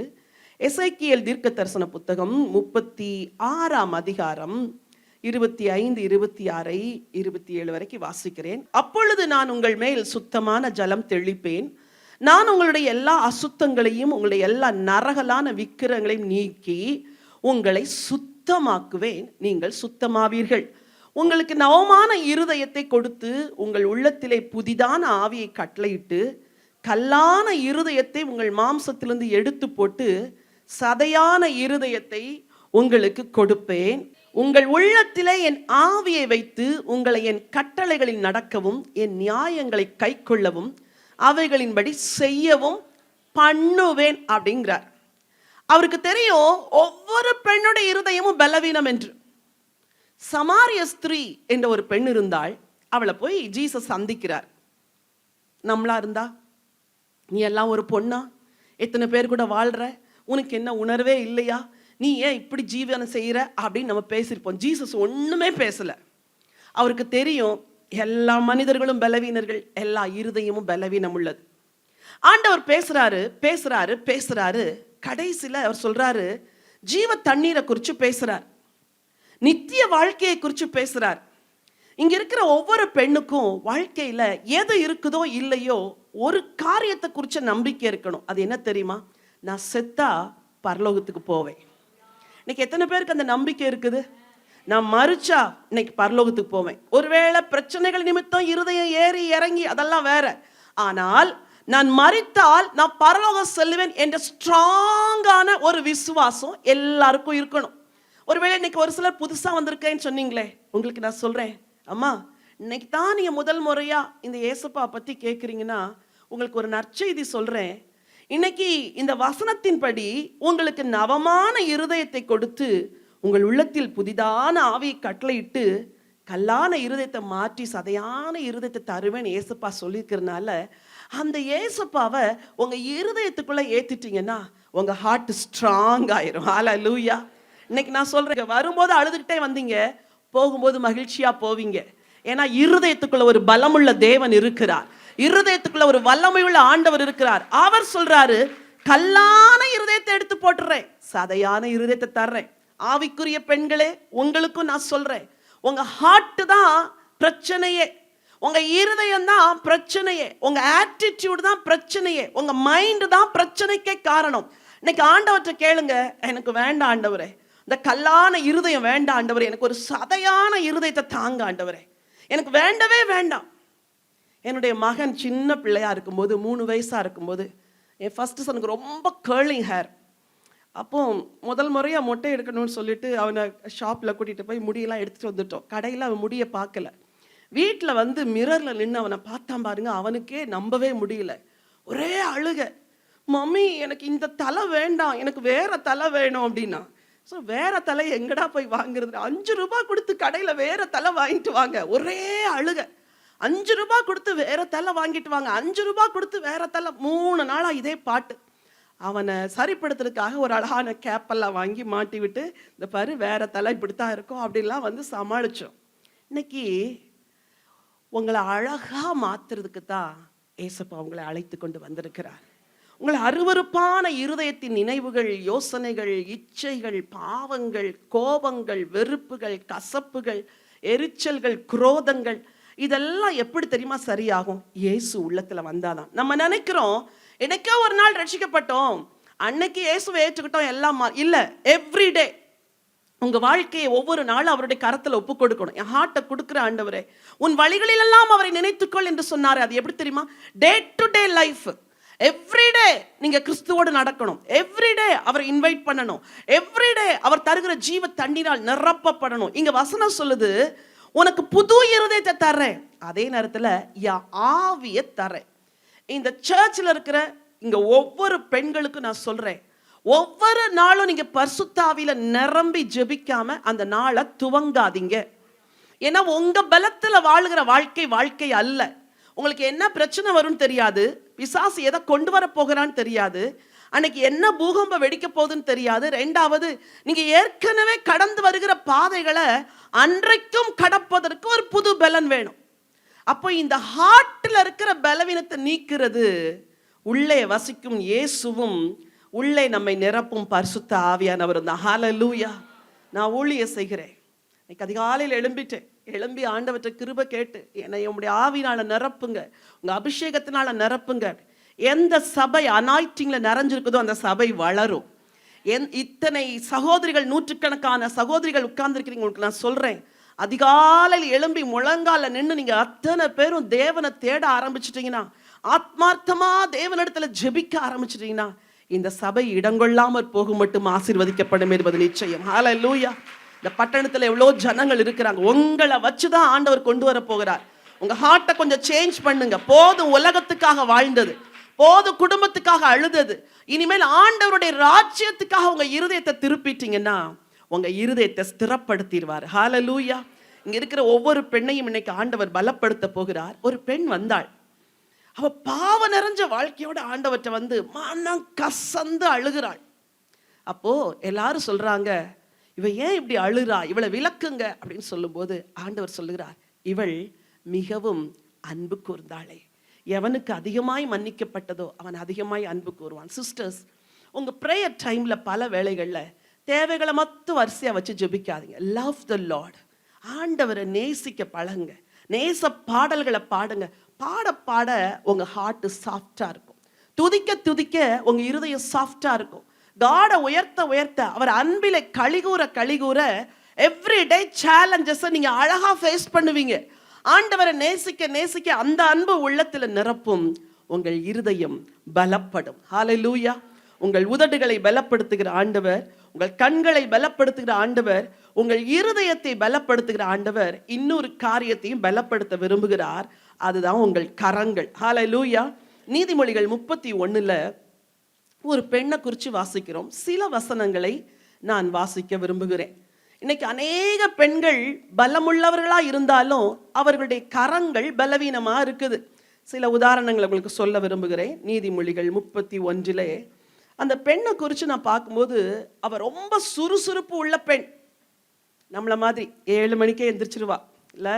சிலருக்கெல்லாம் 7 மணிக்கு வந்து ஹஸ்பண்ட் காஃபி கொடுக்குற பாக்கியவதிகளாக இருக்கிறீங்க நீங்கள், அது அடுத்த விஷயம். ஆனால் இந்த பெண்ணை குறித்து நம்ம பார்க்கும்போது 13 ஆட்டு மயிரையும் சணலையும் தேடி தன் கைகளினால், சத்தமா சொல்லுங்க. இன்னைக்கு நமக்கு பிரச்சனையே என்ன தெரியுமா? வீட்டில் வேலையை உற்சாகமாகவே செய்ய முடியாது. நான் எப்போவுமே சொல்வேன், 8:30 மணிக்கு எல்லாரையும் ஸ்கூலுக்கு அனுப்பின பிறகு வீட்டை ஒரு பார்வை பார்த்து திரும்பி பார்த்தால் எந்த பெண்ணுக்கும் இருதயம் பலவீனமாகிவிடும். ஏன்னா வீடு அந்த நிலைமையில் இருக்கு. ஐயோ ஆண்டவரே, இதை எப்படி ஆண்டவரே சரி பண்ண போகிறேன், அதை க்ளீன் பண்ணி முடிக்கிறதுக்கே 2 மணி நேரம் ஆயிரும் இல்லை? ஆனால் அப்படி புடவை தூக்கி இடுப்பில் சொருகிக்கிட்டு சந்தோஷம் பொங்குதே சந்தோஷம் அப்படின்னு பாட்டு பாடிக்கிட்டு வேலை செய்யுங்க. இருக்கிற களைப்பெல்லாம் போயிடும். அம்மா இது ரொம்ப சிம்பிள்மா, வாழ்க்கையை சலிச்சு எத்தனையோ வருஷம் வாழ்ந்து வீணாக்கிட்டீங்க, இனிமே சந்தோஷமா வாழ பழகுங்க. ஒற்றை அடிக்கும் போதெல்லாம் பாட்டு பாடிக்கிட்டே ஒற்றை அடிக்கணும், சரியா? பாத்திரம் விளக்கும் போதெல்லாம் பாட்டு பாடிக்கிட்டே செய்யுங்க. வீட்டில் எந்த கடினமான வேலைகளையும் ஆக்டிவா சந்தோஷமா துதிச்சு மகிழ்ந்து, எதுக்கு கவலைப்படணும்?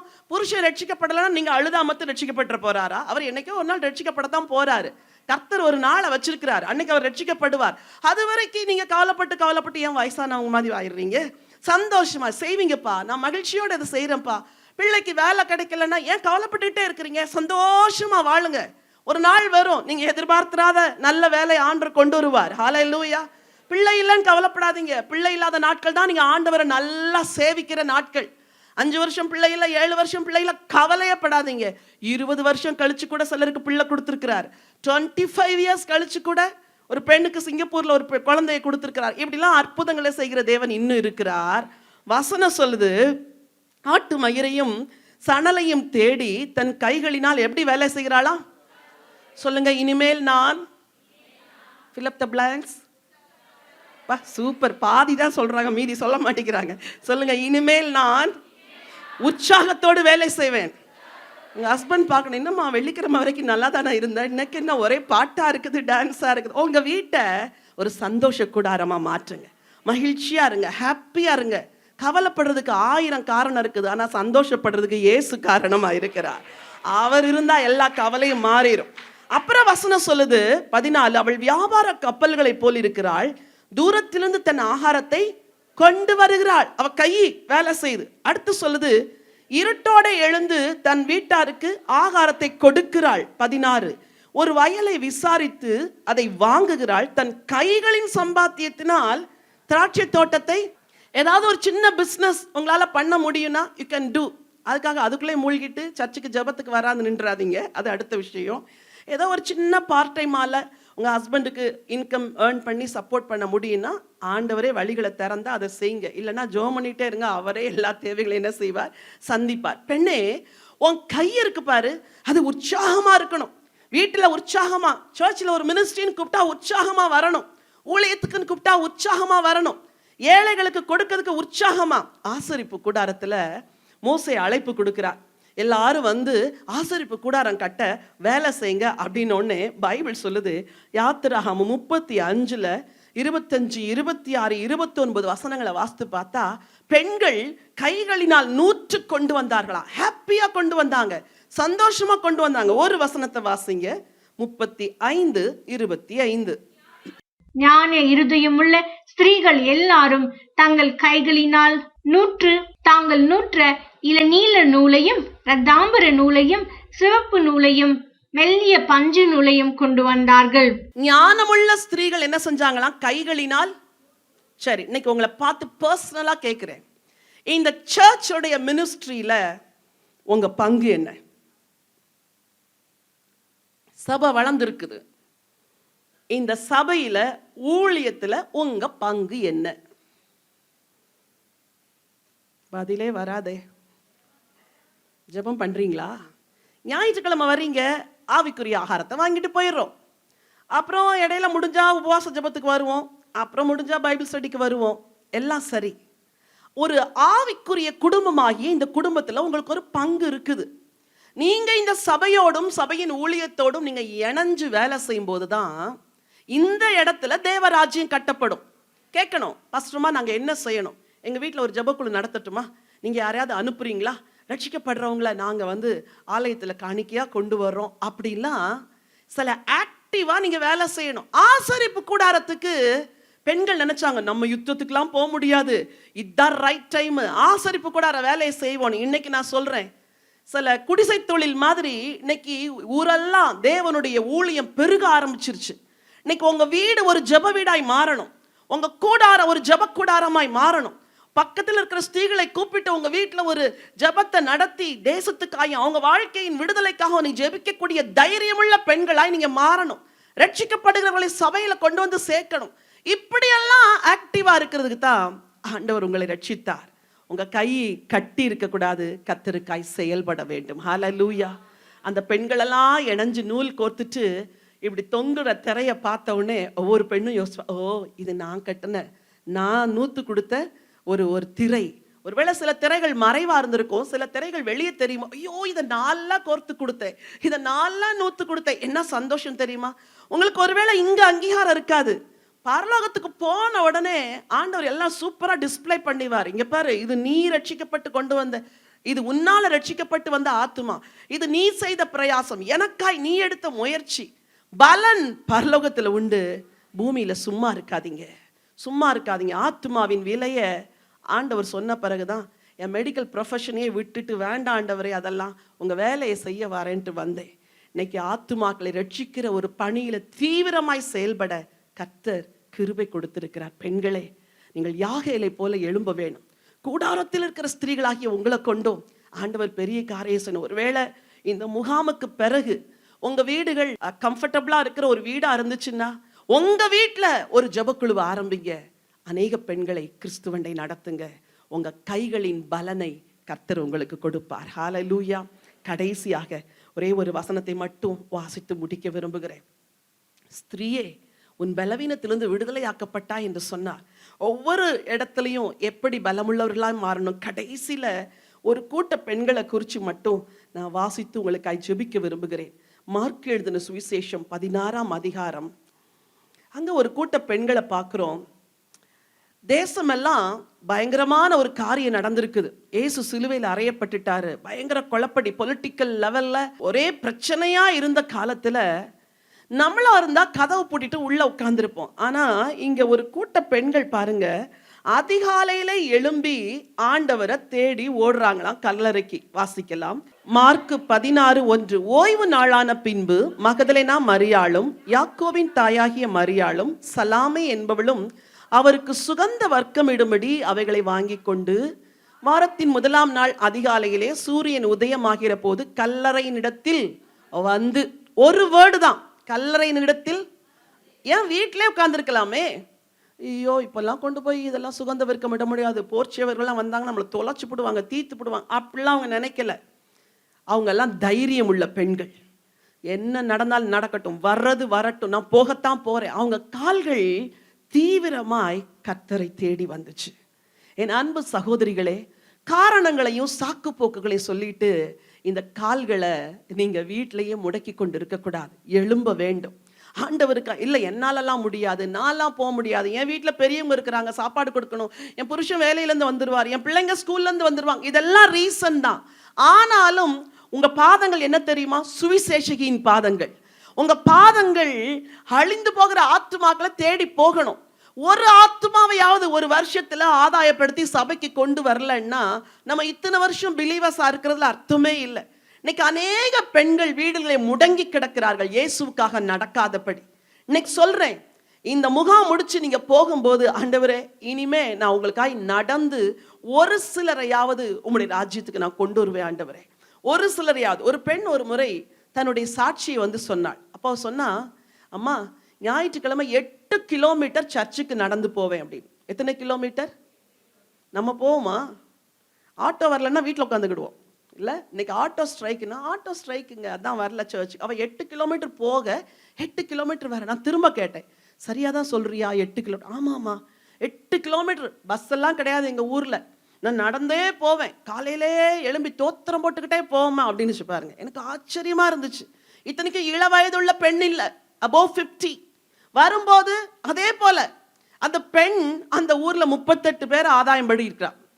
பாருங்க, இதெல்லாம் எங்க நம்ம நாட்கள்ல நடக்குது. நம்ம என்ன பண்றோம்னு சிந்திக்கணும்.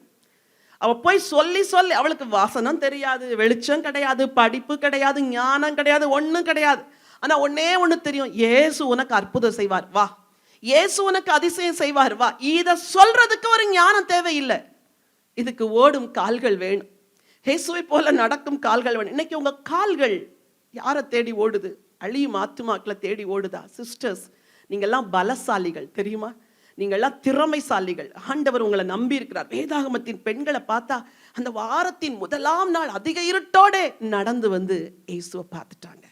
இன்னைக்கு உங்க கால்கள் பலவீனம் உள்ளதா இருக்கக்கூடாது. 2வது, அந்நாள் என்று ஒரு பெண்ணை குறித்து வேதத்துல வாசிக்கும் பொழுது அவ முழங்கால்கள் தேவ பிரசன்னத்துல முடங்குச்சு. இன்னைக்கு கேட்கிறேன், உங்க ஜெப வாழ்க்கை எப்படி இருக்குது? உங்க கால்கள் கர்த்தர் சன்னிதானத்துல முடங்குதா, அழுதா, புலம்புதா? நேரத்துக்கு ஜெபிக்கிறீங்களா, ஸ்கிப் பண்றீங்களா, மணிக்கணக்காய் தேவ பிரசன்னத்துல காத்திருக்கிறீங்களா?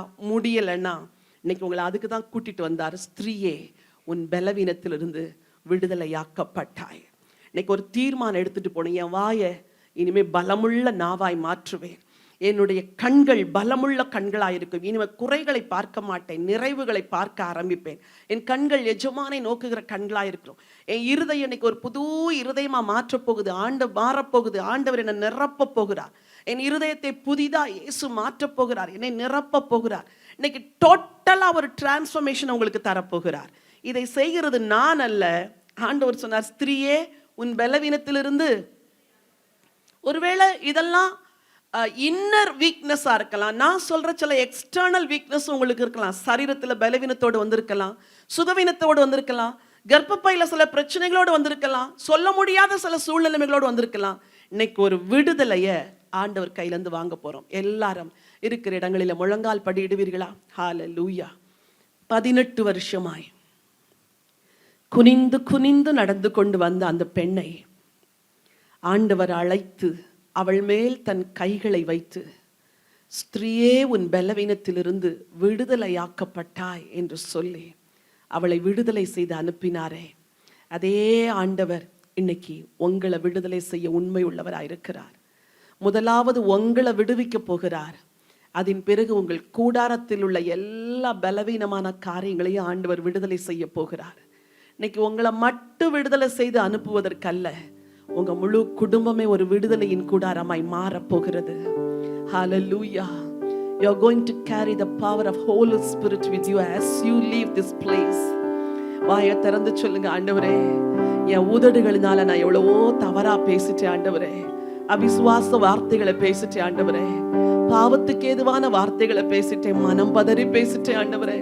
குடும்பத்துல நான் சரியா பேசியிருந்தா எனக்கும் என் கணவனுக்கு இடையில இருக்கிற உறவு பலப்பட்டிருக்கும் ஆண்டவரே. நான் அப்படி பேசல ஆண்டவரே. எப்பொழுதும் எரிச்சலின் வார்த்தைகள், அன்பே இல்லாத வார்த்தைகள். சிஸ்டர், உங்க குடும்பம் உங்கள்கிட்ட எதை எதிர்பார்க்கு தெரியுமா? ஆல் த நீட் ஆஃப் உங்க குடும்பம் உங்கள்கிட்ட அன்பை தான் எதிர்பார்க்கிறது. உன் குடும்பம் உன்னிடத்துல அன்பை தான் எதிர்பார்க்கிறது மகளே. உங்க குடும்பத்தின் தேவையெல்லாம் அன்பு. உங்க பிள்ளைங்க உங்கள்கிட்ட அன்பை எதிர்பார்க்கிறாங்க. உன் புருஷன் உன்னிடத்துல அன்பை எதிர்பார்க்கிறார். பல ஸ்திரீகள் தங்கள் புருஷனை சரியாய் நேசிப்பதில்லை. இன்னைக்கு கர்த்தருடைய சன்னிதானத்துல ஒரு தீர்மானம் எடுங்க. என் வாயின் வார்த்தைகளை மாற்றுங்க ஆண்டவரே. வேர்ட் ஆஃப் அப்ரிசியேஷன் என் இடத்துல இருந்து வரட்டும் ஆண்டவரே. வேர்ட்ஸ் ஆஃப் லவ் என் இடத்துல இருந்து வரட்டும் ஆண்டவரே. மன்னிக்கிற வார்த்தைகள் வரட்டும் ஆண்டவரே. மனதுருக்கத்தின் வார்த்தைகள் வரட்டும் ஆண்டவரே. கடினமா பேசுகிற அந்த நிலைமையெல்லாம் என்னை விட்டு மாத்திருங்க ஆண்டவரே. அதுதான் உன் பலவீனமா மகளே? அதுதான் உன் பலவீனமா? எதிர்ப்பாளரோடு நீ பேசுகிற வார்த்தைகள், என்டைசிங் வேர்ட்ஸ் எல்லாம் நீ பேசக்கூடாது. ஆண்டவர் இன்றைக்கு உன் இடத்துல ஒரு பரிசுத்தத்தை எதிர்பார்க்கிறார். என் பலவீனத்தை மாற்றுங்க. எல்லாரும் வாயை திறந்து கேட்கலாமா? என் உதடுகளை சுத்தம் பண்ணுங்க ஆண்டவரே. ஏசாயாவின் நாவை சுத்தம் பண்ணினது போல என்ன கூட சுத்தம் பண்ணிருங்க ஆண்டவரே. என்ன கூட சுத்தம் பண்ணிருங்க ஆண்டவரே. ஹalleluya. ஆண்டவர் உங்க கண்களில் இருக்கிற பலவீனங்களை மாற்ற விரும்புகிறார். உன் பார்வையை மாற்ற விரும்புகிறார். அநேகருக்கு கண்களுக்கு கலிக்கம் போட விரும்புகிறார். உங்க கண்கள் சுத்தமாக விரும்புகிறார். ஹalleluya. நீ பார்க்கிற காரியங்கள் எது? உங்கள் கண்கள் எஜமானரை நோக்கி இருக்கிறதா அல்லது தேவையற்ற காரியங்களை நோக்கி கொண்டிருக்கிறதா? சிஸ்டர், இன்னைக்கு வந்துருங்க ஆண்டவர்கிட்ட. சொல்லுங்க, என் கண்களை தரிசன கண்களா மாற்றுங்க ஆண்டவரே. சொல்லுங்க, வாயை திறந்து சொல்லுங்க, ஆண்டவரே, நான் ஜெபிக்கும் போதே தரிசனத்தை பார்க்கணும் ஆண்டவரே. நான் நித்திரை செய்யும் பொழுது சொப்பனங்களை காண வேண்டும் ஆண்டவரே. அழிகிற ஆத்துமாக்களை குறித்த தரிசனம் என் கண்கள்ல வரட்டும் ஆண்டவரே. என் குடும்பம் எப்படி இருக்க வேண்டும் என்பதை குறித்த தரிசனத்தை என் கண்கள்ல தாங்க ஆண்டவரே. ஹalleluya. என் வீடு தேவனிடத்தில் இப்படி இராதோ என்று தாவீது சொன்னது போல உங்க வீட்டை குறிச்ச நல்ல இமேஜினேஷன் உங்களுக்கு வர வேண்டும். என் வீடு இப்படித்தான் இருக்க போகுது, என் புருஷன் இப்படித்தான் இருக்க போறாரு, என் வீடு இப்படித்தான் மாற போகுது. ஹalleluya. ஹalleluya. வாயை திறந்து சொல்லுங்க. ஹalleluya. புதிதாய் வந்திருக்கிறவர்களுக்காக நான் சொல்றேன். வாயை திறந்து சொல்லுங்க, இயேசுவே என் உள்ளத்துக்குள்ள வாங்கன்னு சொல்லி இயேசுவை கூப்பிடுங்கம்மா. அம்மா, இன்னைக்கு தான் நீ ஆலயத்துக்கு வந்திருக்கிற, உனக்கு நான் சொல்றேன், இயேசுவே என் உள்ளத்தில் வாரும், இயேசுவே என் பாவங்களை மன்னியும், இயேசுவே என் இருதயத்துக்குள் வாரும் என்று கூப்பிடுங்கள். உங்கள் இருதயத்தை புதிதாய் மாற்றுவார். ஒரு ஜீவ நதி பாய்ந்து வருகிறது, ஒரு தேவ நதி பாய்ந்து வருகிறது. உன் இருதயத்தில் இருக்கிற அத்தனை பலவீனங்களை இன்னைக்கு முறித்து போடுகிற ஒரு தேவ வல்லமை. ஸ்திரியே, உன் பலவீனத்திலிருந்து விடுதலையாக்கப்பட்டாய். உன் ஹார்ட் ரொம்ப சாஃப்டான ஹார்ட். உனக்கு சில காரியங்களை தாங்க முடியாது மகளே. ஆனா ஆண்டவர் சொல்லுகிறார், இன்றைக்கு நான் உன்னை பலப்படுத்த போகிறேன். ஹalleluya. எத்தனை பேர் என் வாழ்க்கையில மாற்ற வேணும்னு விரும்புறீங்க? நான் நல்லா படிச்சிருக்கிறேன், ஆனா ஆண்டவருக்கு பயனற்றவளா இருக்கிறேன். எனக்கு அறிவு இருக்குது, ஆனா என் கைகள் ஆண்டவருக்கு பயன்படல. இன்னைக்கு நீ ஆண்டவற்றை வந்தே ஆகணும் மகளே. இன்னைக்கு உன் வாழ்க்கையை ஆண்டவருக்கு கொடுத்தே ஆகணும். அம்மா, உங்களுக்கு எவ்வளவோ வசதிகள் வாய்ப்புகள் கொடுத்தார், ஆனால் உங்கள் கைகள் ஆண்டவருக்காய் இன்னும் திறக்கப்படல.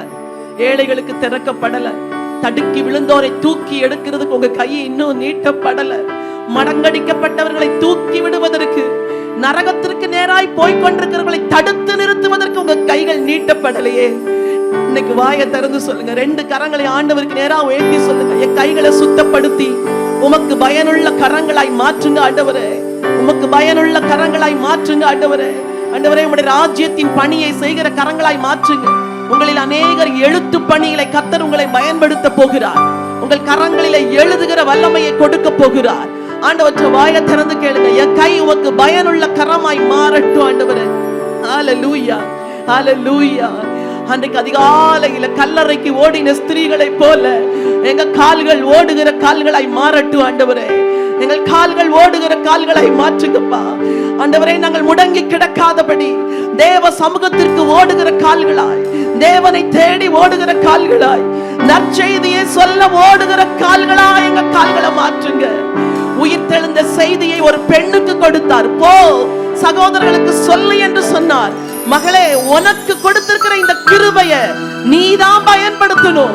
நீ போய் எல்லாருக்கும் சொல்லும்படி ஆண்டவர் உன்னை அபிஷேகித்திருக்கிறார். Thank you Father. இன்னைக்கு நீங்க ஒரு தீர்மானம் எடுக்கணும்னு சொல்லி நான் விரும்புகிறேன். பல நாட்கள் என் பலவீனங்களை சொல்லி சொல்லி முடங்கி கிடந்த நான் இன்னைக்கு ஆண்டவருக்கு எழும்ப போகிறேன். I'm going to build my house. என் வீட்டை கட்ட போறேன். என் லைஃபை கட்ட போறேன். தேவ ராஜ்யத்தை கட்ட போறேன். பலவீனப்பட்டு கிடந்த பெண் விடுதலையான உடனே தேவனை மகிமைப்படுத்தினாள். இன்னைக்கு நீங்க தேவனை மகிமைப்படுத்த போறீங்க. உங்க வாழ்க்கையில ஒரு பெரிய விடுதலை இப்ப கொடுக்க போகிறார். விடுதலையை தரப்போகிறார். விடுதலையை தரப்போகிறார்.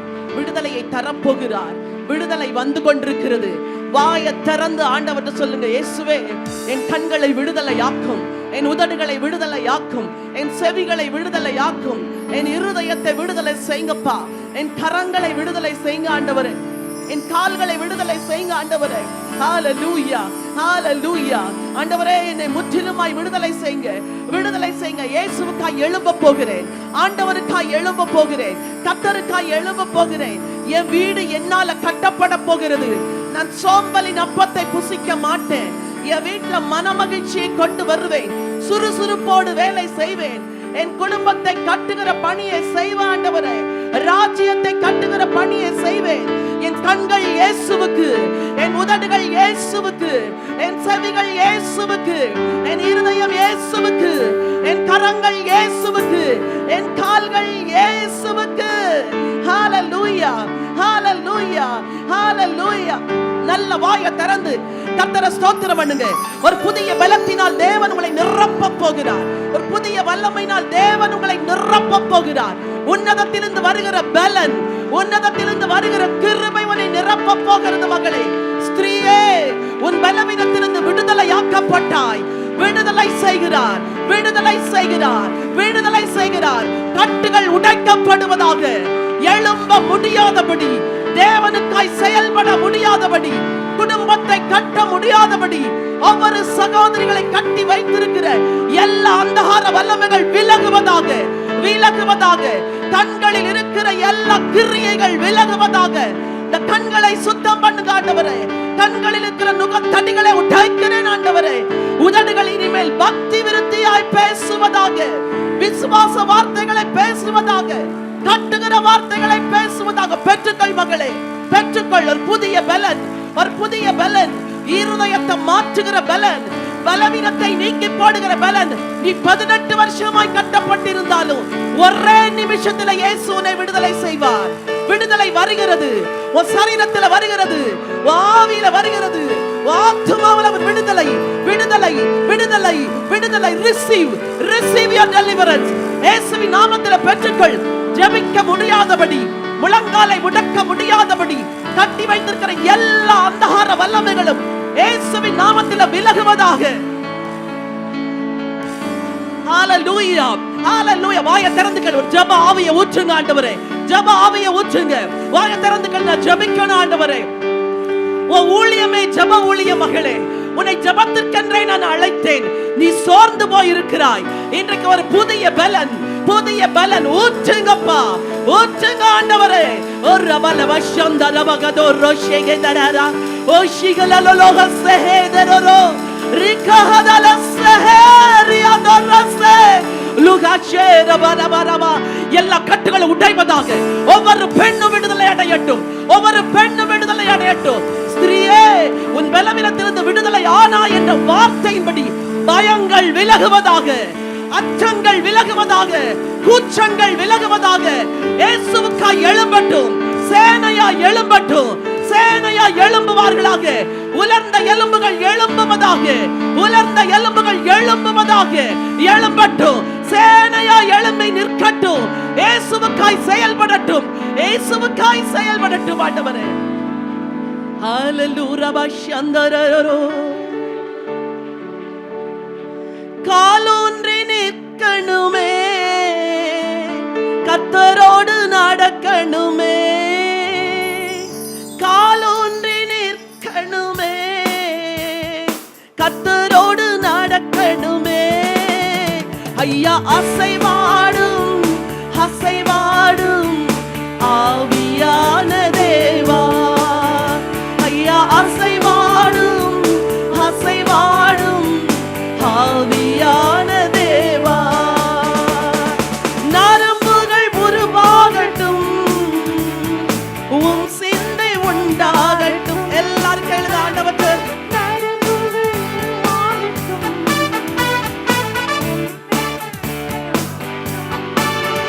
ஐயா அசைவாடும், அசைவாடும் ஆவியான தேவா. ஐயா அசைவாடும், அசைவாடும் ஆவியான தேவா. ஐயா அசைவாடும். எல்லாரும் சொல்லுங்க, என் வாழ்க்கையில அசைவாடுங்க ஆண்டவரே. ஹalleluya. ஐயா அசைவாடும், அசைவாடும் ஆவியான தேவா. ஐயா அசைவாடும், அசைவாடும் ஆவியான தேவா. எல்லாரும் கரங்களை தட்டி ஆண்டவருக்கு நன்றி சொல்லலாமா? Thank you Father. உங்களை விடுதலை செய்த ஆண்டவர் இந்த விடுதலை உங்க குடும்பத்துக்கும் கொடுத்திருக்கிறார். குடும்பத்தில் இன்னைக்கு பார்க்கிற எகிப்தியரை நீ ஒருபோதும் காண மாட்டாய். இன்று கண்ட எகிப்தியரை நீ ஒருபோதும் காண்பதில்லை மகளே. விசேஷமா இன்னைக்கு தான் நான் இந்த கூடுகைக்கு வந்திருக்கிறேன். என் வாழ்க்கையில் அற்புதம் நடக்கணும் அப்படின்னு சொல்ற பெண்கள் மட்டும் கொஞ்சம் எழுப்பி நிற்பீங்களா? ரட்சிக்கப்பட்டவங்களை நான் சொல்லலை, அபிஷேகம் பெற்றவங்களையும் நான் சொல்லலை. நான் முதல் முறையா வந்திருக்கிறேன். இந்த இயேசப்பா எனக்கு வேணும், அவர் எனக்கு நன்மை செய்யணும் அப்படி சொல்றவங்க மட்டும் இப்படி முன்னாடி வருவீங்களா? அது 2 பேரா இருந்தாலும் பரவாயில்ல. ப்ளீஸ், மற்ற எல்லா கண்களை மூடி ஜெபத்தோடு இருங்க. இது ரொம்ப முக்கியமான ஒரு நேரம். என் பெற்றோர்கள் எல்லாம் வேறு தெய்வங்களை வணங்கிட்டு இருந்தாங்க. மெய் தெய்வம் யாருன்னு தேடி அலைஞ்ச நேரத்துல இந்த இயேசப்பாவை கண்டுபிடிச்சிட்டேன். அவர் என்னைக்கு பார்த்தனோ அன்னையிலேருந்து அவர் ஒரு தெய்வமா மாறிட்டாரு. என் பாவத்தெல்லாம் மன்னிக்க சொல்லி அவர்கிட்ட கேட்டேன். அவர் என் பாவத்தை மன்னிச்சாரு. எங்களை வாழ வைக்கணும்னு கேட்டேன். இன்னைக்கு எங்களை அவர் வாழ வச்சிருக்கிறாரு. உங்களையும் வாழ வைப்பாருமா. இயேசு உங்களுக்காக சிலுவையில் ரத்தம் சிந்தி மரித்து அடக்கம் பண்ணப்பட்டு உயிரோட எழும்பி இன்னைக்கு என் பக்கத்துல உயிரோட நிற்கிறார். கண்கள் தான் பார்க்கல, ஆனா அவருங்க நிற்கிறார். அந்த இயேசு உங்களையும் பார்க்கிறார். இன்னைக்கு ஒரு சின்ன தீர்மானம் எடுக்க போறீங்க.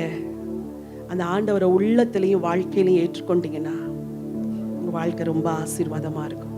இந்த முகாமுடைய வெற்றியே இன்னைக்கு உங்க வாழ்க்கையில ஏசப்பா செய்யற அற்புதத்துல தான் இருக்குது. அல்லேலூயா. அதனால ஒரு சின்ன ஜெபத்தை சொல்லி தர போறேன்.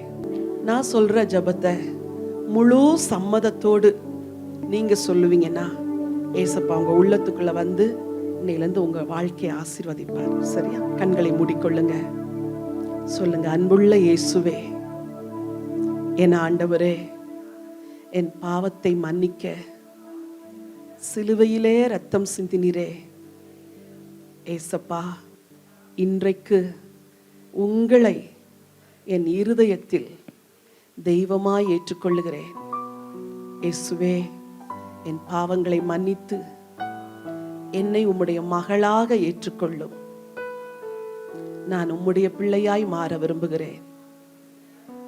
இயேசுவே, நீரே என் ஆண்டவர், நீரே என் இரட்சகர் என்று நான் விசுவாசிக்கிறேன்.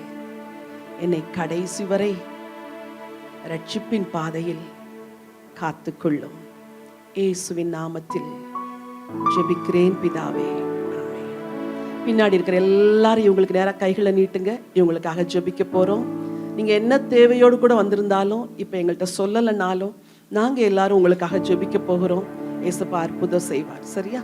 பிதாவே, இன்னைக்கு முன்னாக வந்திருக்கிற இந்த பிள்ளைகள் ஒவ்வொருவருக்கா எல்லா சத்தத்தை உயர்த்தி ஜெபம் பண்ணுங்க. நாங்க எல்லாரும் ஜெபம் பண்ற ஆண்டவரே, இவர்கள் உண்மை ஏற்றுக்கொண்டிருக்கிறார்களே, இவர்களை உம்முடைய ரத்தத்தினாலே மூடி மறைக்கிறோம் அப்பா. இவர்கள் உம்முடைய மந்தைக்குள் வர முடியாதபடி இருக்கிற எல்லா தடைகளும் மாறுவதாக இன்றைக்கு இவர்களை உம்முடைய கரங்களிலே ஒப்புக் கொடுக்கிறோம் ஆண்டவரே. இவர்களுக்கு நீர்தான் இரட்சகர், நீர்தான் ஆண்டவர், நீர்தான் மேய்ப்பர் ஆண்டவரே. இவருடைய கஷ்டங்கள் கண்ணீர்கள் எல்லாம் மாற்றுங்கப்பா. என்ன பாரத்தோடு வந்தார்களோ, கணவனை குறித்தோ, பிள்ளையை குறித்தோ, கடனை குறித்தோ, சரீர பலவீனத்தை குறித்து, எதை குறித்து அவங்க கண்ணீரோடு வந்திருந்தாலும் இன்னைக்கு எல்லாவற்றையும் மாற்றும்படியாய் நாங்கள் எல்லாரும் ஒருமனப்பட்டு ஜெபம் செய்கிறோம் ஆண்டவரே. இவர்களை ஆசீர்வதிக்கிறோம்.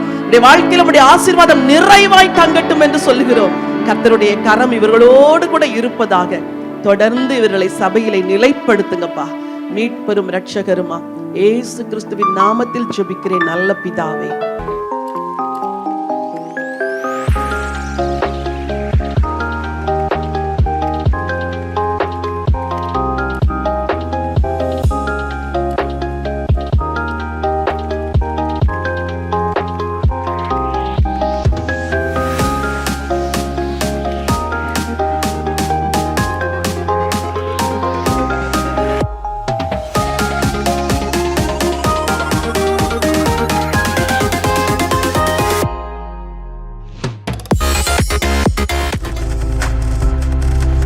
நீங்கள் பார்த்து கொண்டிருப்பது உங்கள் ஜாய் டிவி. உங்கள் துக்கம் சந்தோஷமாய் மாறும்.